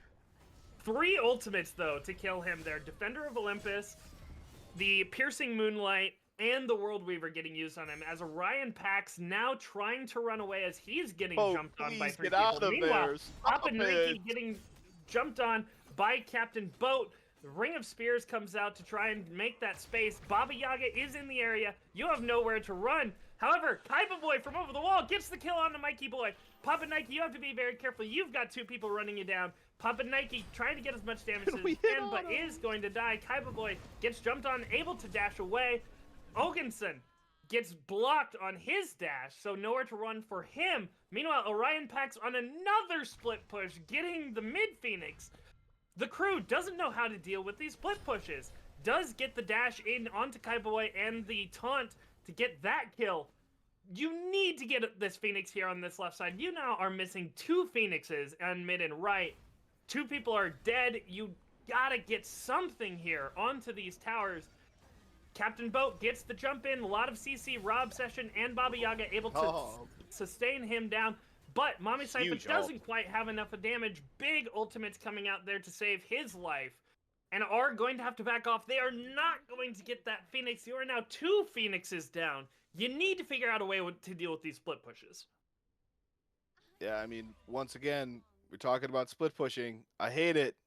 I understand. I get the vibe. How many wards are on the map right now? 2. We're 34 minutes into the game. They split pushed us 4 separate times. I think that orange ward at the bottom is the only one they have up. It really is. Please. You Stop. You have to ward. Oh, and our production here is also informing us that is the award for Far Out. They have no wards on their side of the jungle while they're getting split pushed 4 or 5 times. Gold Fury is getting pulled the wall to try and make the space, but does get the secure. A lot of damage coming out. Papa Nike way far in the back line gets completely destroyed. Crew does get the Gold Fury. We now have 3 Gold Furies to 3 Gold Furies for both sides, so full advantage of those Gold Fury bonuses to all these objectives in these towers. The right Phoenix finally coming up. We can't see where the minions are, so I have no idea if the minions are safe or not. Rob Session, slightly out of position here, gets jumped on by 3 people, has to dash away using that boar, but Kaiba Boy is on the other side. A little bit of a juke there does keep Rob Session alive. The right Phoenix is finally back up, and I don't think there is any minions there to kill it. Finally, a little bit of space for the crew with these towers. Yeah, there's a saying, know your role. And I'm not sure if it's Far Out as a team that needs to understand this, or if it's Captain Boat. My support Odin is not allowed to push waves. He needs to be here. He is currently pushing a wave on his own on the left side, while 3 people are getting ran at by the crew. However, they are very survivable. Lots of movement from these 3 as Lemon still off going on his own doing a split push on the right side, and Captain Boat, the support Odin, split pushing on the left side. The crew going to take this opportunity to try and pull Fire Giant. Lemon is in the area, is going to back, however. They know that Fire Giant is being pulled and nobody in the area to try and contest it. The crew is going to get this Fire Giant completely for free. They are going to get the Fire Giant buff on all 5 members and a dagger, as the mid Phoenix is now starting to come up as well. the crew needs to take good advantage of a full fire giant buff and about to have all their phoenixes back online. There are opportunities here to try and get some objectives. They need to get at least one of these phoenixes during this buff. Yeah, I mean, this is just one of those situations where it's like, oh no, the consequences of my actions. We have numbers advantage. What do we do with it? Split push our support. Great call. I mean, you're into a soul, man. If you're not there when they pull fire, you're too late. Everyone backs on that side besides the Odin, who, I mean, if you look at the Phoenix very closely, you can see that just the tips of those wings are filled in. So huge damage, not worth it. Maybe next time we either send someone who can do the damage, or next time we just pull fire ourselves, because we have 5 and they have 4. I don't know. Crazy thought. As we see some splitting up from the crew, Papa Nike on his own in the mid lane has Captain Boat fighting over here, but we've got a big fight in left lane. 4 people pushing down this left side. The taunt coming out from Raw Obsession. World Weaver gets the hit on Kaiboy, dashes into a tectonic shift from the Cabrakan. He's very low, does manage to walk away, however. Phoenix kill on the right side. Orion Pax once again split pushing. You need to get this trade with this Phoenix.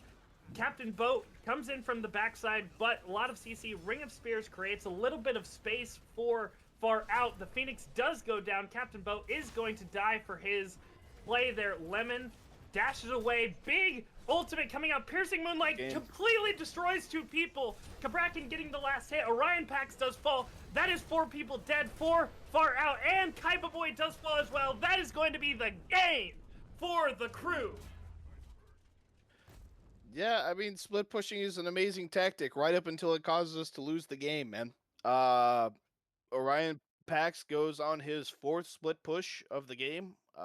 Every single time he split pushed, his team got W keyed at. No towers for crew to be, satisfied with getting this time. Go straight for the Phoenix, go straight for the throat, end up finding it, get all the kills, get the Titan, and end the game off of it. But, I mean, once beating a dead horse here, because I feel like I absolutely have to, so this doesn't happen again. Stop. Please. Look at the structure damage across the entire board right now. Why does Odin have 98? This is not allowed. That is a good question. Keep the support with the team, please. If he's the one with Pyro Bomb, take him to the ward camp and make him trade it out for somebody else. Do something. That's not the right answer. It hasn't been. It won't be. Not with that build, not with that god, not in that situation. You have to be there when the crew's got that amount of damage for a game 3 fire giant. Like, we're not allowed to just not be there at 40 minutes. I cannot agree more. However, that is going to be the end of game 2. 1-1, the crew and far out. We are going to have to go to a game 3 for this. So we will come right back with you with game number 3. Super exciting game. Let's see who can finish this one out.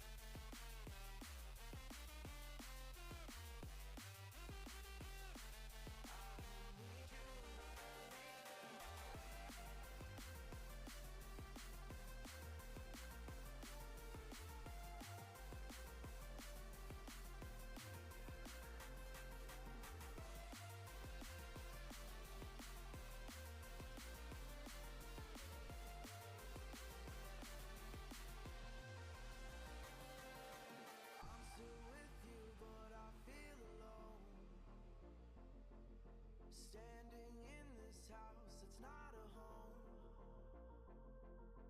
Going through the motions, killing time. Waiting for a reason or a sign. Before I fall, I need to know. Are you still holding on? Have you lost hope? 'Cause it's not fair to keep me close with broken promises.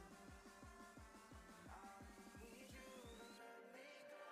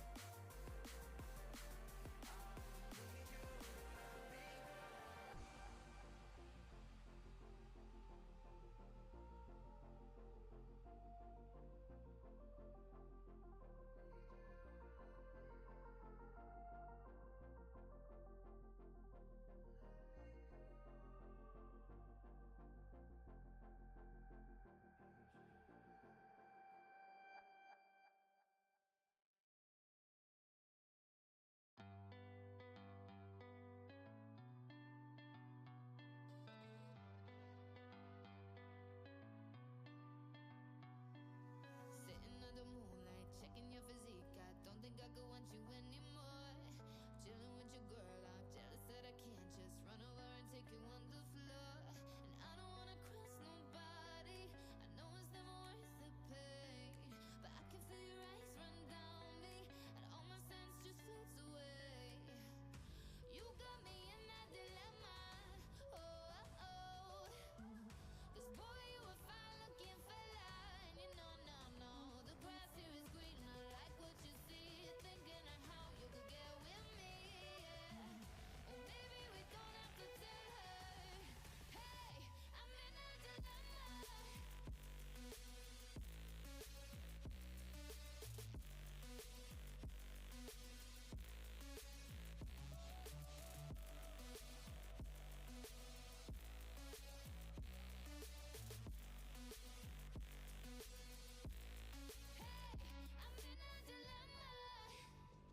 Because I want you, but I don't do wrong. I'm in a dilemma.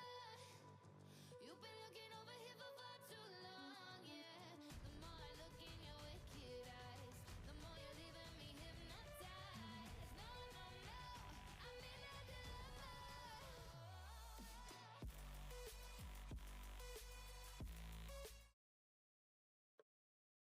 Welcome back to the BSL game number 3 in this Enkidu division matchup between Far Out and the Crew. We are 1-1 from Far Out and the Crew here. Now, unfortunately, Airborne had to leave in order to go to his own game. So filling in for him, we have Njax. Thank you for joining me here, Njax. Thanks for having me. So I am a newcomer to this set. Can you tell me what we can expect going into game 3 here? What are we looking at? Sheer chaos is Sheer what you chaos. can expect. And double carry from Far Out. They played double carry, a carry jungler in both game 1 and game 2, and lots of split pushing. You know, I think double carry is really strong right now. I think Rip Talon's a really strong item. I think Jingwei is very powerful. But not if you're not just picking Jingwei in the jungle, you can also just run characters like the Uller, like Apollo, like Ho Yi, and they actually function very competently as a jungler. So I'm pretty excited about that. I like that a lot. We run it ourselves a whole bunch in my Sparta and Glacier games. So I hope they pick it again. I'm actually a big fan. You do need a really strong laners. You need really strong laners, but you know, needless to say, pretty exciting. I like to hear that. I noticed some names. I know Lemon, Kaiba Boy, Orion Pax. Pretty excited. What did they like to pick other than the double AD carries in the last 2 games? So we've seen Agni picked up in both game 1 and game 2, one for each side, and Agni lost in both games. So it'll be interesting to see if they pick up Agni again. We saw completely different picks in Soul Lane and support in both games, so we could see some sheer chaos there. Completely different picks in carry. We had Medusa and Soul in game 2. Really the only consistent things that we've seen so far is Apollo being picked up for the jungle role for Far Out, and that's what we've seen from that double carry is Apollo being picked up and using the Across the Sky very effectively. It was a lot less effective in game 2, but still definitely had an impact. Now, in terms of MVP so far, we gotta shout out Kaiba Boy. He completely held down that game for Far Out in game 2 despite the loss. Playing that Agni, he completely held that game, made sure that they didn't lose until the very end of the game. Yeah, I managed to catch the end of game 2, and it seemed that the Agni had a lot of damage pumped out. And even though the Agni has lost both times somehow, I think Agni is just such a good pick at all levels of play. It is always super easy to play around, super easy to play, very safe. It's just a good pick. Like I think Agni is very valuable. I think he's very useful. If you play around him, he isn't usually the star of the show. He can do a lot of damage, but if you can pick a really strong jungler alongside of him, which something like an Apollo or a Jingwei works pretty well because they don't really have their own setup, but if you can set them up, they can do a lot of damage. I hope we can see the Agni again. I think we can have faith in it. Even though it's lost both games, maybe it's not an omen, I think it's just an oopsie. I think we can play around the Agni. No, I like that a lot though. Yeah, Agni is a great character. One of my favorite mid laners when I get mid. A lot of fun to play. Can throw those fireballs over walls. Can be super safe with a very long dash. So yeah, I'd be down to see it again. Despite it losing the games, I think it is not the reason why the games were lost by those teams. I think those games were lost for other reasons other than the Agni pickup. Another thing of note, difference between game 1 and game 2, the crew did not have Papa Nike in game 1 when they lost that game. They had Papa Nike show up late. He was available for game 2 and now is available in game 3. He made a massive difference in the early game for the crew compared to game 1. The crew really fell behind early in game 1. In game 2, with the help of Papa Nike, they got an early lead and were able to shift that into the late game. Okay, so they started with a sub, and then they brought in their the heavy hitter main roster. So that's pretty exciting. Okay, so it looks like we're gonna have a really competitive game. I mean, we went to game 3. I mean, will Papa Nike be able to keep these scales balanced towards their end here, or will they be able to do anything? We're going to pick some bans. We see Ares banned, Hunbat's banned, Bologna banned. All just some pretty reasonably standard bans. I know Bologna's not usually your top 1 pick, but I know she's been picking up a lot of steam lately, so there's something to that, I'm sure. But Ares, Hunbats, big circles. I mean, nothing wrong with big circles. Really hard to play against a comp if they just all pick big circles. You never have a beads up. So pretty reasonable bans here. Yeah, we saw these 3 bans in game 1 and game 2, so they've been very consistent bans for both of these teams, so not at all surprising to see them go up again. More big circles. We do see the Chalk and the Soul banned. Soul was not banned previously. She did get picked up in game 2. She did a lot of damage, so I'm not exactly surprised to see that ban. We do see the Apollo ban this time, which had a great effect in both game 1 and game 2, and now deciding to ban it this time in game number 3.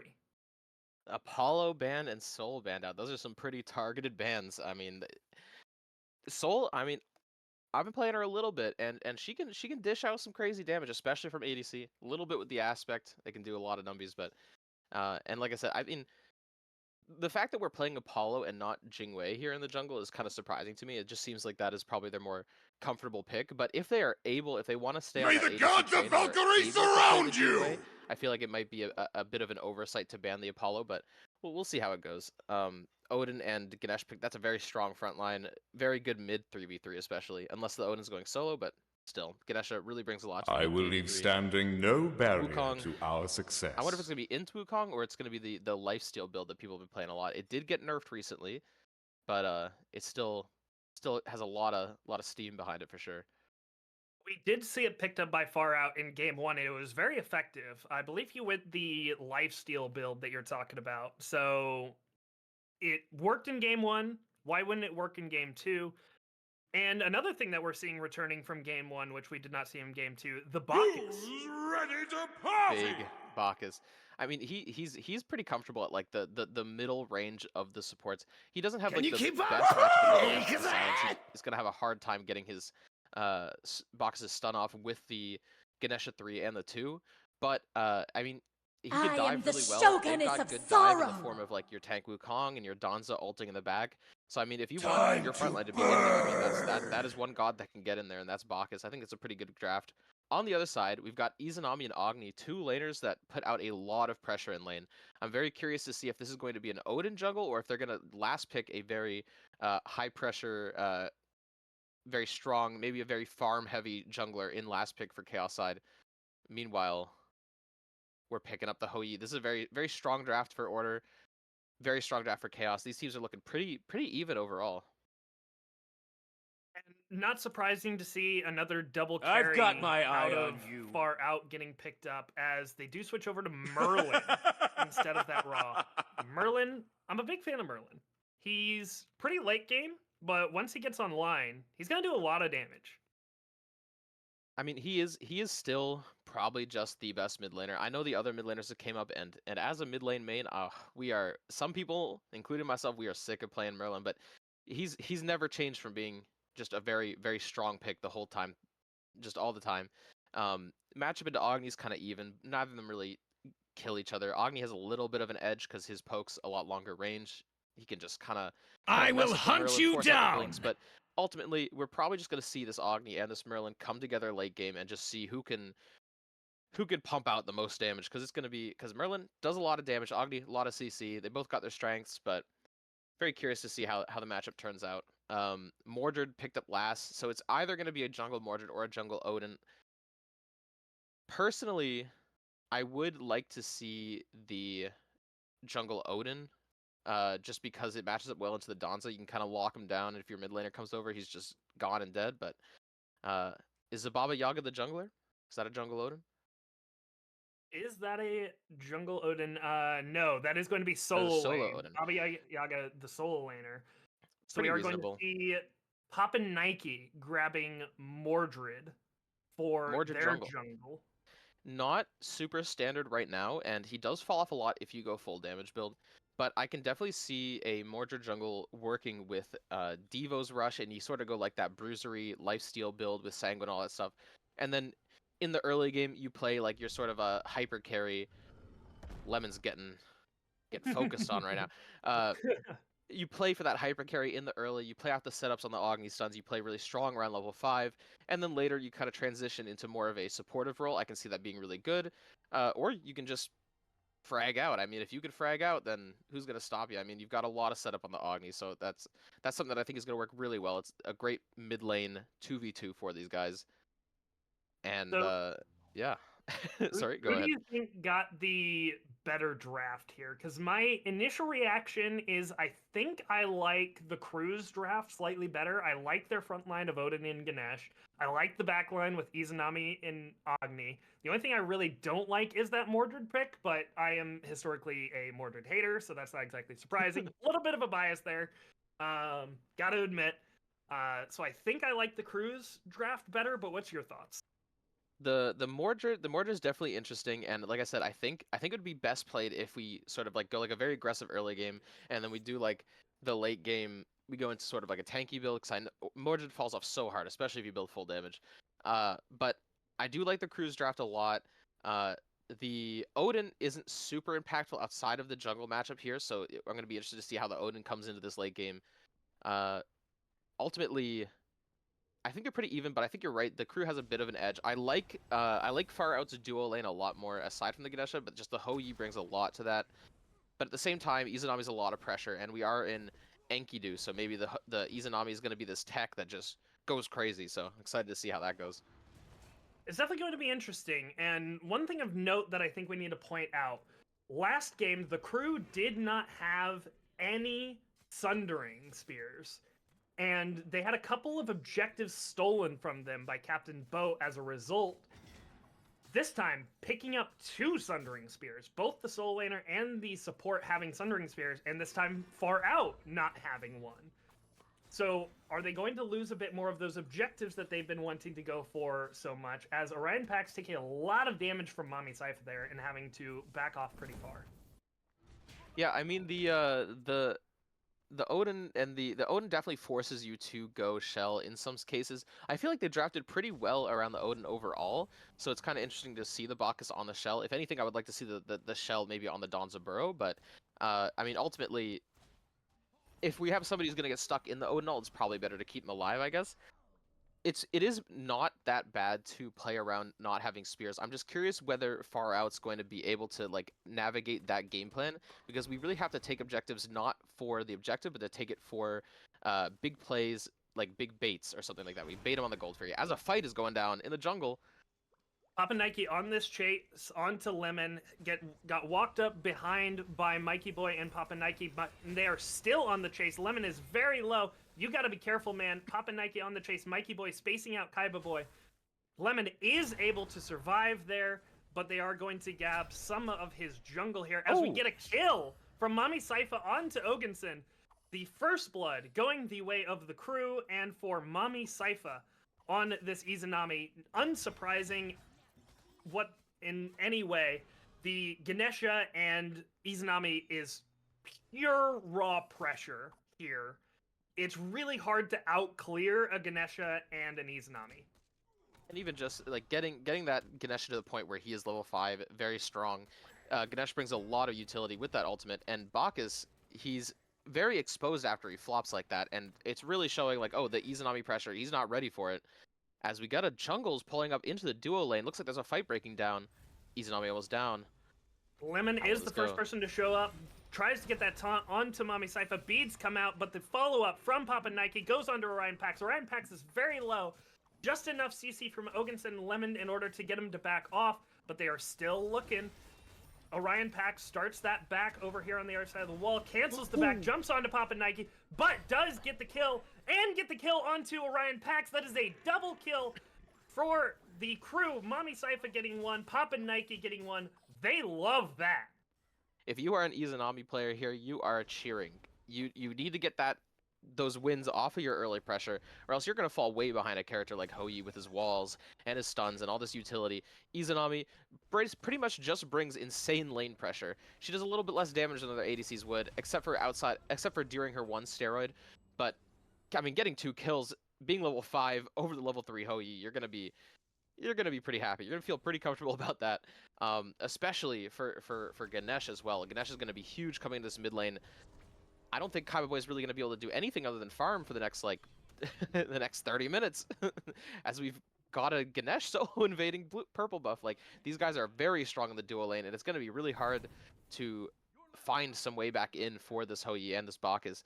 Especially a character like Bacchus really needs these stats off of his early aggression, his early damage, and he needs these stats so he can stay alive after he flops.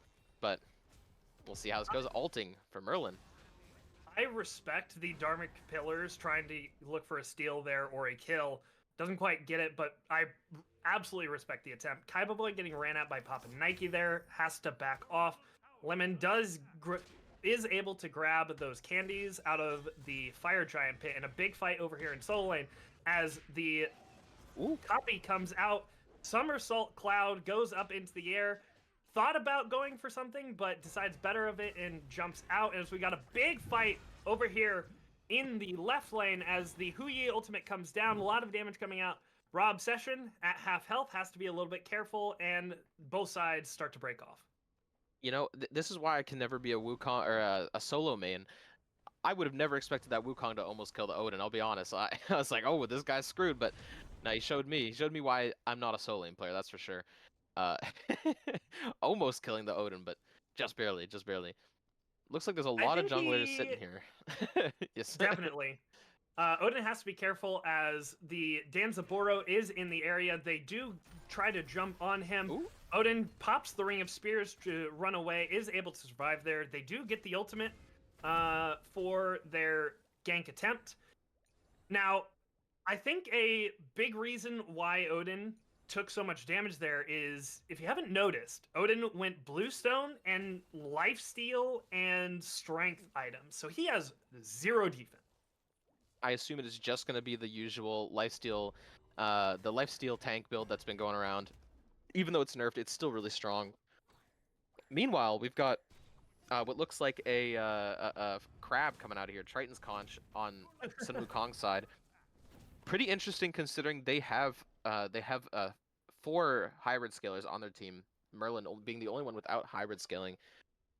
Very interesting because I think like with Wukong, you can go up on the cloud. You have your auras active all the time. While you're sitting on the cloud, your team can fight around it. They're getting a lot of stats, and you're not in any danger. You can't be focused down while you're up there. So it's definitely an interesting strategy, and I like that. I hope they play around what is basically a Bologna flag when Wukong's sitting up there. I'm gonna be curious to see how that turns out in the late game. They went for that in game 1, and it seemed to be very effective. Sun Wukong did a lot in that game. Gave a lot of damage with the Triton's Conch to their backline carries in game 1, so a return to what worked for them instead of what ended up not working in game 2. Importantly, building Triton's Conch first is based, so that's probably the most important thing there, and a lot of aura points. I like that a lot. Definitely super based. I absolutely agree. As we little bit of pressure. Ogenson does jump onto Mami Sypha. Sunbreaker comes out from Orion, but Mami was already out of that before he even casted it, so nothing really happening there. So the silence coming out to stop the burp from Ogenson. I really like that matchup for the crew. If you have a silence on when you're playing against you when you're playing Bacchus, you're just kind of crying because a big part of your game is so that good burp. And for that, you just don't get to use it. Yeah, Ganesh with his 3 and his 2. It doesn't matter if he has one not on cooldown. You're not getting the Bacchus stun off this entire game, and fight starting up here in left lane as Ogenson and Orion look for a little bit of poke, but gets poked out themselves by 3 people in that dual lane side. Papa Nike still hovering, trying to look for something. Covering for his dual lane, grabbing this Naga back in the game here. Yep. They brought it back. I would really like to see these guys. I would really like to see these guys use their extremely their huge dual lane to really leverage these objectives. Like I like what they did with the Naga there, but I want to see the Gold Fury being on the table very soon because it's going to be so easy for them to go for it. You just pull over Agni. They can't walk up. You got the Ganesh ult, the Agni stuns. You've got the Izanami follow-up with the silence. As we got a kill going on in duo or solo. A lot of damage coming out. Somersault Cloud goes up into the air looking for that final bit of damage. Does land on top of Baba Yaga. Is going to get that kill and is able to walk away. Meanwhile, a fight over in left side as Ogenson pressures Mami Sypha, but no real opportunity there. Papa Nike tries to get some follow-up on the right side to take care of Captain Bo, but it's jumped on by Lemon instead. So 2 deaths for the crew as they had their lead and were using it, and then suddenly it's gotten a little bit smaller. Yeah, it's looking good. I was actually going to talk about the Dons of Jungle there for a second. Like, it really needs to start getting kills online so you can start to just get to that point where those ults, you go in there and you just one-shot a guy. Like, the Donza is probably one of the few characters who are actually very capable of assassinating an Agni. If you can chase through that flame wave, you don't take any damage, it's no problem. Curious to see where that goes late game, but seems like we've got maybe... We're going to try to get a cheeky little gank off on this dual lane with Lemon here. Doesn't have the ult available. Yeah, does not have the ult. Is going to have the jump on flop onto Mami Saifa as the Sunbreaker deals a lot of damage. Lemon The blind almost auto attack. missed the autos, but manages to get that last little bit. Rob Session is going to hover under a tower to try and just keep it alive, but a good kill by the far out team there. What I like there, Iza was invisible there, did not have a dot on her. That was just a blind faith auto attack from Lemon, and it was right on the money. Just no problem. Absolutely a great read by Lemon there, getting that kill, making that lead even shorter. We are now 10 minutes into this game. It is 3-3. The crew does still have about 1.5 thousand lead. So despite a little bit of a couple mess ups here in the last couple minutes, still has a slight lead. Yeah, and I mean, with these team comps, like, you'd expect a lot more pressure to come out from the Mordred jungle here, but it seems like he's the one who's trying to just farm and chill right now, and Lemon's getting active. But no, these two junglers are pretty much some of the only ways that these lanes are going to start getting things outside of duo lane, and I would like to see them, like, Lemon's getting really active. It's time for Mordred to respond, and I can't wait to see how he does it, but he's got to find a way to start impacting the map big time. Well, I guess you don't have to, but the late game heavily favors far out here, I believe, with the at least in the jungle. I definitely agree that Danza is going to be doing a lot of damage late game compared to what Mordred is going to be able to do. As a 3v3 skirmish starting up here in the mid lane, Pop and Nike looked for an opportunity. However, the Bacchus is the one who is out of position. A lot of damage comes out, barely survives. Good damage. I'm actually, the Bacchus build is a very selfish support build. He's going Mystical Mail into Sanguine. He's looking to actually just dive and kill the backline alongside of his Danza and alongside of Wukong. I love doing this build in ranked. Whenever I get filled support, Mystical Sanguine on everybody. As we got a fight going down, big ult. A lot of damage Wukong coming gets out. Wukong goes up into the somersault cloud. Wukong does jumps Wukong. away. Yeah, absolutely does Wukong thing. Super safe, that pick. Unsurprising that he has 0 deaths so far. Meanwhile, skirmish going on in the mid lane as Rob Session and Ogenson is now in the area. Danza could look to walk over. It looks like he's thinking about it. Coming around to this backside. No, he's just going to grab the oracles. We're just farming. We're just farming. We're just farming. Yeah, I mean, really, like, if I'm on far outside, I'm like, okay, guys, chill. You know, it's whatever. We may have a little bit of a lead here as a fight goes on in duo, but Dark Portal comes out, deals a lot of damage, has to go up into the air, uses the beads to help him do it. Beads now burned for that Huyi. Are they going to be able to take advantage of it? As a big fight comes out in the mid lane, Papa Nike goes into that ultimate, picks up 3 people, dies for it, but they do get the follow-up onto Lemon, so Lemon does fall. Ogenson, you're alone now in the middle of this area. Silence comes out, tries to keep him there, not quite enough. Ogenson jumps over the wall, can't escape that Agni's dash range, however. Now on the chase for Kaiba Boy, he is going to be able to escape, and they all break off. I would like to see Gold Fury pulled here by... It would be nice to see it, and like I was saying, if I'm on the side of far out, I'm like, guys, don't worry, we may be down a little bit, but our late game's so good, we can just farm a couple kills here and there, not really a big deal. And I think that's still the case, especially because the crew right now is not looking to pull any objectives to leverage that early pressure they have in mid, they have in duo. We really need to start seeing these objective calls, and we do see Agni starting to rotate over, so maybe this is the time where they actually look at it. It is. They are starting We've got Naga it now. summoned. I don't like that they're doing this late, because now all 5 members of Far Out is now alive, and they're all rotating over. 3 people over here. Ryan Pax, Ogenson, and Lemon are in the area. Sunbreaker does go out onto that Gold Fury. No Sunder for either team right now. So low. Order does get the steal onto that, but they are going to lose Orion.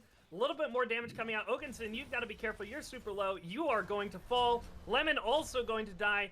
3 deaths for Far Out. They do get the steal, but lose the entire left side of their team. It is interesting. I think maybe the crew was looking to try and bait them onto the objective, but maybe didn't realize that Ganesh's Sunder was on cooldown, so it was just a 50-50 if the enemy team shows up.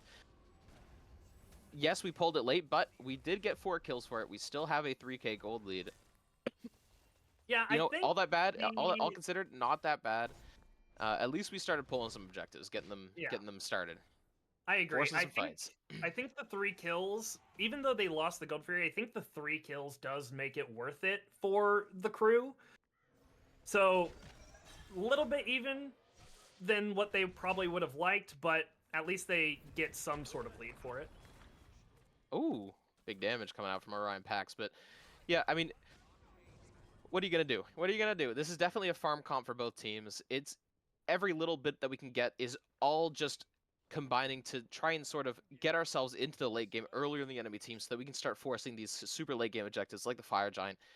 Pretty much all the plays here is just in service of getting late game faster and faster. It's both teams could just farm for 20 minutes, and I feel like the outcome would be sort of similar, but it is going to be a farm fest for sure. Papa Nike and Lemon rotating over to this mid lane fight. Ogenson just got a little bit of poke there. Now a quarter of his health gone. The stun does hit on him. Uses the shell to give him a little bit more life, but he's now at half health. You guys got to be careful here as Papa Nike rotates out of there to grab the oracles. Lemon is still in the area, coming up around the back of Rob, Session, and Mami Saifa. Dashes out of that taunt. No real opportunity for Lemon to even create a situation there, as Papa Nike now rotating over to the dual lane instead to gank Orion. Definitely interested to see how this turns out. Orion has no idea. Gets jumped onto. The stun does hit onto Papa Nike. That's a lot of damage, Papa Nike. Importantly, You gotta Nike be careful. on top of the portal can't dash. Around the back end, though, jumps onto him, goes up into the air. Orion Pax uses the Sunbreaker to create some space. Papa Nike dashes in using that ultimate. That's a lot of damage. Papa Nike dies. Orion, however, with the laugh just spam, accepts his death. That's my goat Orion Pax right there. May have died on that play, but we killed the jungler and we laugh spammed just for the aura points. Yeah, we may be losing dual lane, but we can get one over on the jungler. I like that. The mentals are strong on the side of Far Out, even though the dual lane has lost. That has to be a big mental win for Orion Pax for sure as well. Getting his first kill on the board, and it was a solo kill in a 2v1. So, you know, that's going to feel good. That's going to feel good. And I think the morals, I mean, even the last spam may be a little toxic. It probably gave a good chuckle for him. So it's all a part of the game, man. The mental side, trying to tilt your opponent, absolutely is a part of the game. You cannot deny it. Mami Saifa gets jumped on by Kaiba Boy, and the Bacchus dashes away. The counter gank, however, by Rob, Session, and Mami Saifa looks for a little bit, takes out half of his health, but does not get the kill. They are going to rotate over to the Pyromancer and start up this pull. Lemon now in the area to help Ogenson and Kaiba, however. A lot of damage coming out. They go to drop it as they see Kaiba Boy on the other side. Kaiba Boy gets destroyed. Mami Saifa going on to Lemon. Lemon pops that ultimate. Hits the beads for Mami Saifa. Izanami not having any more beads there, purification beads to try and save himself. Captain Boat in the area goes up into the Summer Assault Cloud, looks for the steal, but Mikey does get the secure. So close. And decides to just jump out of there. No, I mean, I'm respecting the plays as we got a pick, maybe. Oh my gosh, he just walked back into the mid lane in front of 2 people, and all that CC that the crew has is just going to completely destroy him.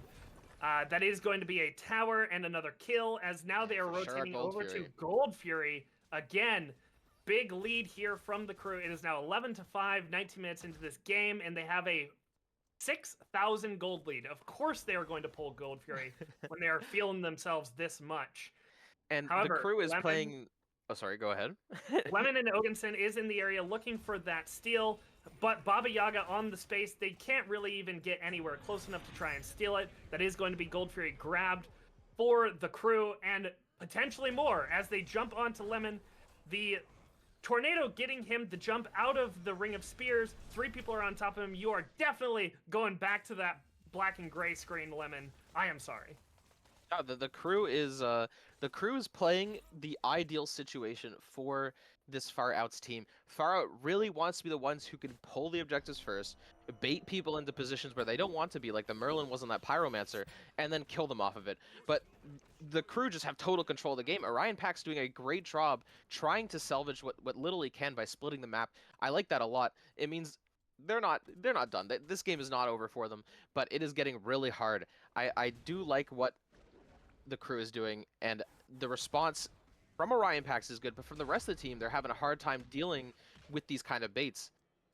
Mikey Boy taking a lot of damage from Captain Boat there. Once again, showing how effective that Sun Wukong was in Game 2. Using it again, gets a lot of that damage out. Orion is in the area to try and help, but Baba Yaga is there to get some CC out, as well as Papa Nike hovering over to the side. The rotation over from the mid now. Merlin and Bacchus trying to rotate over, gets spotted by Rob Session, and Papa Nike does rotate over. Ogenson, they know where you are. Get out of there, my guy. It is going to be a Fire Giant dance. It looks like at 21 minutes in the game here. Both teams still don't have a 20 on the board. Far Out just need to get some farm on their carries, on their tanks. Looks like they're going away from there. Izanami actually teleports over, maybe for a little bit more farm. I don't think Captain Boat can face tank this. Looking for that fight. Sanguine Lash coming out. That is a lot of damage. Dark Portal does get used. The Somersault Cloud getting used by Captain Boat in response in order to get out of there. Gets a little bit of healing, jumps out of there. He's perfectly fine. Papa Nike on the chase onto Lemon. Tries to use that ultimate, that damage, and uses the big ult.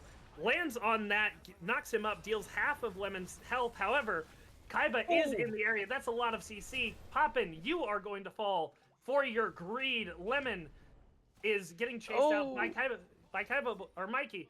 But the rest of his team is there. Mikey, you got to be careful. There is a Bacchus on the other side of that wall.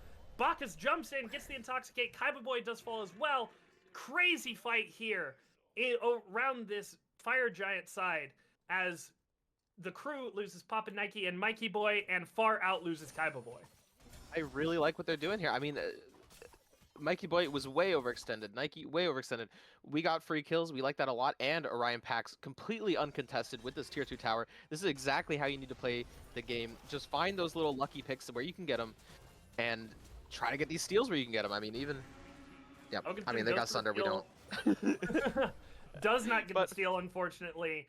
Mami Saifa was able to get that last bit of damage, and Orion continuing this split push onto the Phoenix. That's a lot of damage. This is risky. Nike is into the area. You've got to be careful, though, as they are there to try and stop you. Sunbreaker goes out to create some space, jumps out. He is going to survive. Once again, Orion and Far Out using these split push options as much as they can, just like they did in Game 2. And once again, they are getting towers for it, as the crew not responding. But the crew tends to be winning these fights and getting these objectives instead. Yeah, and I mean, when you are this far behind, you have to split the map. So I do like what Orion Pax is doing. Maybe not all the way to the Phoenix there. I would have liked to use this time to maybe go for some other neutral or like contested farm, like these purple buffs. But I mean, in the world that he gets that Phoenix, that is insane. So I love going for that high payoff, low percentage play. So I can respect that too. As the gold seems to be picked up here, it doesn't look like the crew is going for it, or the Far Out is going for it, but we are going for the Fire Giant. Do we even know we're on the Fire Giant? I love this. I love how they're playing the map. Papa Nike is rotating over to the area, so he is going to be aware of this, sees that it is occurring, goes for that ultimate, hits Orion, but uses the beads in order to survive. Orion Pax is going to get the Fire Giant, and Papa Nike is going to fall. So, Gold Fury going the way of the crew, but Fire Giant getting picked up by Far Out. Now, I'm definitely giving that to Far Out. That is a fantastic play by Far Out. Knowing that they are going to go the Gold Fury, says, hey, let's just grab Fire Giant. They're all going to be over there. This is going to be for free for us. We have 2 carries. And now look at this, almost everybody. Just as everybody fast on Far Out as is level 20. Yeah, absolutely. Getting that Fire Giant buff on everybody makes a massive difference. Yeah, with that one play, they pretty much, like, the gold lead not closed, but the EXP lead is getting evened out. We have a lot of extra power. The gold lead not as bad for you because you have these extra stats that the Fire Giant gives you. I wouldn't mind seeing them use this Fire Giant just to close the gap in a farm and get these towers cleared out if we can, because that would just entirely shrink the gold gap to a meaningless number, and it'd be a good play. Or what it looks like they might be trying to do is trying to backdoor this weak Phoenix, which would also be an interesting play, especially if the crew doesn't realize that it's happening. They are not on wards. They're not on the minion wave. If Lemon shows here on the minion wave, maybe they Once get this backdoor again, off. the crew not using their wards very effectively, just like they did it in game 2. They had no idea that the Bacchus and the Danza were in the area.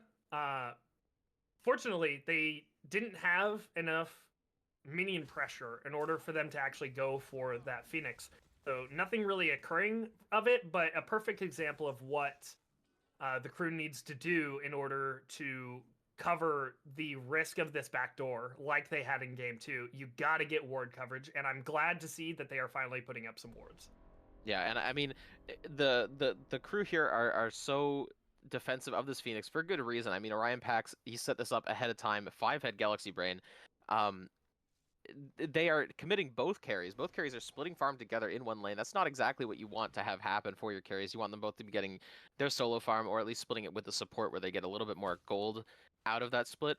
But like, no, they're both sitting here trying to defend. But I mean, far out, they're really determined to take this Phoenix. Orion Pax and Captain Boat are in the area. Orion Pax steps up a little bit too far, loses half his health, has to go up into the air. Danza uses his ultimate, rides that rocket to try and create some more space. That ultimate now down for Just Blame Lemon. So not going to have that Aurorus rocket for 90 seconds. That's going to be very useful for the crew to take advantage of if another fight starts up here. Yeah, and I'll say, I mean, we have burned almost like 100 seconds off of this Fire Giant, and we've only gotten a tier 1 tower to see it. I would like to see the rest of this Fire Giant be used to take down these tier 2s, as we got to fight Bruin in the jungle, maybe. I don't know. Captain Boat using that dagger, or it looks like it actually just timed out. It just timed out, yep. So completely wasting the dagger, unfortunately. Takes a lot of damage there by the poke from the crew. Mikey Boy does do a lot of damage, so you got to be careful of that. Gotta respect it. As the Pyromancer now getting pulled by the crew, there are people in the area from far out. Hu Yi is right behind them. Baba Yaga sees him, going to chase him away. However, Captain Boat now is who is behind them. Orion has to jump over that wall. The Captain Boat does get spotted. A lot of CC getting knocked up, has to use beads. Still has the Somersault Cloud to try and escape if he needs to. Ring of Spears chasing out Lemon. Lemon getting absolutely destroyed, though. That Dharmic Pillar doing a bunch of damage as well. So much coming out here. Captain Boat on the damage here of Mami Saifa, but all that lifesteal that she has is going to keep her alive. Papa Nike getting the kill on Orion Pax in the mid. Ogenson, you've got to keep running, my guy. The CC from Kaiba saves his life. Very nicely played. The Captain Boat on the run here, going towards the enemy side. The stun does hit from Mikey Boy as they are going to get that kill as well. Just Kaiba Boy and Ogenson is left. Despite having that Fire Giant buff, that's not going to make enough of a difference, as the crew getting 3 kills and a Pyromancer out of this, and probably either going to rotate to this Fire Giant that's about to spawn or the Gold Fury. Yeah, I mean, we had 30 seconds of the fire there. It's just the far out did not seem to want to group. We had Donza off into space. We had people here. We had people there on the side of far out. They just didn't want to group up. While they were trying to pull the Pyromancer, we weren't able to utilize the last little bit of our Fire Giant there to try and defend it. But I mean, it is what it is. I mean, we did shrink the gold lead to some extent. It's ballooned a little bit more, but at this point in the game, it's starting to get a little bit less relevant. Fire Giant is being pulled, but it doesn't seem like Far Out has the faintest idea. Far Out, way too far away in order to even do anything about this. They are far out. Nike on the space. They are definitely far out. Instead, going to go for the Gold Fury trade. So I like the decision to go for these trades instead of committing to bad fights. But this trade definitely going to be in the favor of the crew, as this time the crew are getting the Fire Giant instead of the Gold Fury. Absolutely, and they're already in a demanding position. I don't think that they even care that they get this Gold Fury. All it's disabling is tier 2s, and when you have a Fire Giant and you have strong front line like this, you can just walk right under the tower. Like even our very squishy Mordred just tanking the tower for our Izanami, and she's just chunking it. But Lemon Yeah, Izanami chunking trying that. a back door. Agni dealing some damage to that T2 mid We got tower the as Phoenix. well. The Phoenix is going to get grabbed. The split push is once again going to be successful by Lemon. But Odin is in the area, jumps onto him, looking for all that damage. That Soul Lane does do a lot of damage to Lemon. Lemon is going to fall for his greed, getting that Phoenix, but going to give his life instead. Meanwhile, the T2 on the right side getting grabbed for the crew. So, despite the loss of Lemon, I do like that he got the Phoenix. Is that actually worth? Far Out has been obsessed with that left Phoenix. There's something about Phoenixes on the left side of the map that seems to enthrall them a little bit here. But, I mean, it is a trade. We did split the map. We might have died on the Donza, but I mean, Donza's going to die anytime Odin ults anyways. So it's like, I don't know. It is definitely a weird trade, but at least they got something extra for this Fire Giant because they are almost certainly going to lose all the tier 2s and possibly even 1 to 2 Phoenixes off of the Fire Giant play. It's not looking great for Far Out, but it is a win nonetheless. And I mean, we need to get wins where we can. I mean, we have Merlin, we have the late game here in the double ADC. We just need to see them really execute on it. We need to see them actually group for one of these fights to just lock down a target in front of them with maybe like a Tiger Stun or a Bacchus Flop. And we just need our 280 carries to shred them because that's all we got to do. We got to do a very simple game plan like that. And if we can execute on it, I think they can come back. But we are going to lose all our tier 2s. Yep, the crew got that T2 and left. They are now rotating over to this mid T2. They are going to get the jump onto Orion. He's completely destroyed. Raw Obsession with the CC and Mama Sypha with the damage. You aren't going anywhere. As they you know that thing I said about the ADCs? Exactly. We only got one now. You only got one. As they are going to now push into this Phoenix. They have a wave here and they have the Nagas. The backline jump in from the Sun Wukong he's going to go into the Somersault Cloud, trying to create enough space. Ring of Spears spacing out 3 people from Far Out, as Captain Boat is the only one in the enemy backline to try and stop this. They are going to grab that Phoenix, and they are going to push 4 more. As it might be the end Lemon here. throws out that Uproarious Rocket, tries to get that stun. They are looking for the damage onto the Titan. Titan losing a quarter HP already. Kyber Boy does get that kill on the Mama Sypha. You are going to go down. You need to back off. Pop and Nike, you gotta be careful. Lemon does fall to Mommy Sypha. Or not Mommy Sypha, to Nike what Boy. a huge blunder. Is going to completely destroy them. That is going to be a D-aside onto Far Out. Now, Orion, the only one left. I don't think you're gonna be able to save this man. Down goes the Titan. Kyber Boy, unfortunately. Getting too excited. Kyber Boy tried for it, did quite a bit there. Unfortunately, not quite enough. Mikey Boy using that Agni very effectively, helping his team end that game. That is going to be 2-1 for the crew. Unfortunately, the crew's deck had no pathetic cards in it, Mr. Kyber Boy. But I mean, it was a good game nonetheless. I like that both teams were playing for their win condition. It's just unfortunately the pressure in the duel lane was way too strong. But Orion Pax, they stuck to it. They still tried to get that split push out there, and it worked. They got that left tower. Lemon, the chaos in the jungle from the Donza Burrow always makes these fights weird. It's very weird to play with a Donza Burrow. There's so many things on the screen. You don't know what's happening. Boat, very strong front line. You know, these guys, they played very well for being how behind they were at the start. And of course, on the other side, I mean, the red team, we played so well. I mean, the Ganesh 0017, amazing. Mikey Boy on the Agni looks great. Odin only had that one hiccup in mid, and Izanami, I mean, Izanami kickstarted the whole thing by getting a bunch of kills. The dual lane did so good. Nike, a lot of pressure on the Mordred in the late game, even with these ults, just blowing beads and catching Lemon with the ult. I mean, I may have missed game 1 and 2, but this was a pretty good game 3, and I think both teams did pretty good despite what the slash lines might tell you. And I mean, if anything, that's something to be proud of. Definitely a fantastic set of games from both teams. Pop and Nike coming in after game 1, really showing how much of a difference that guy makes.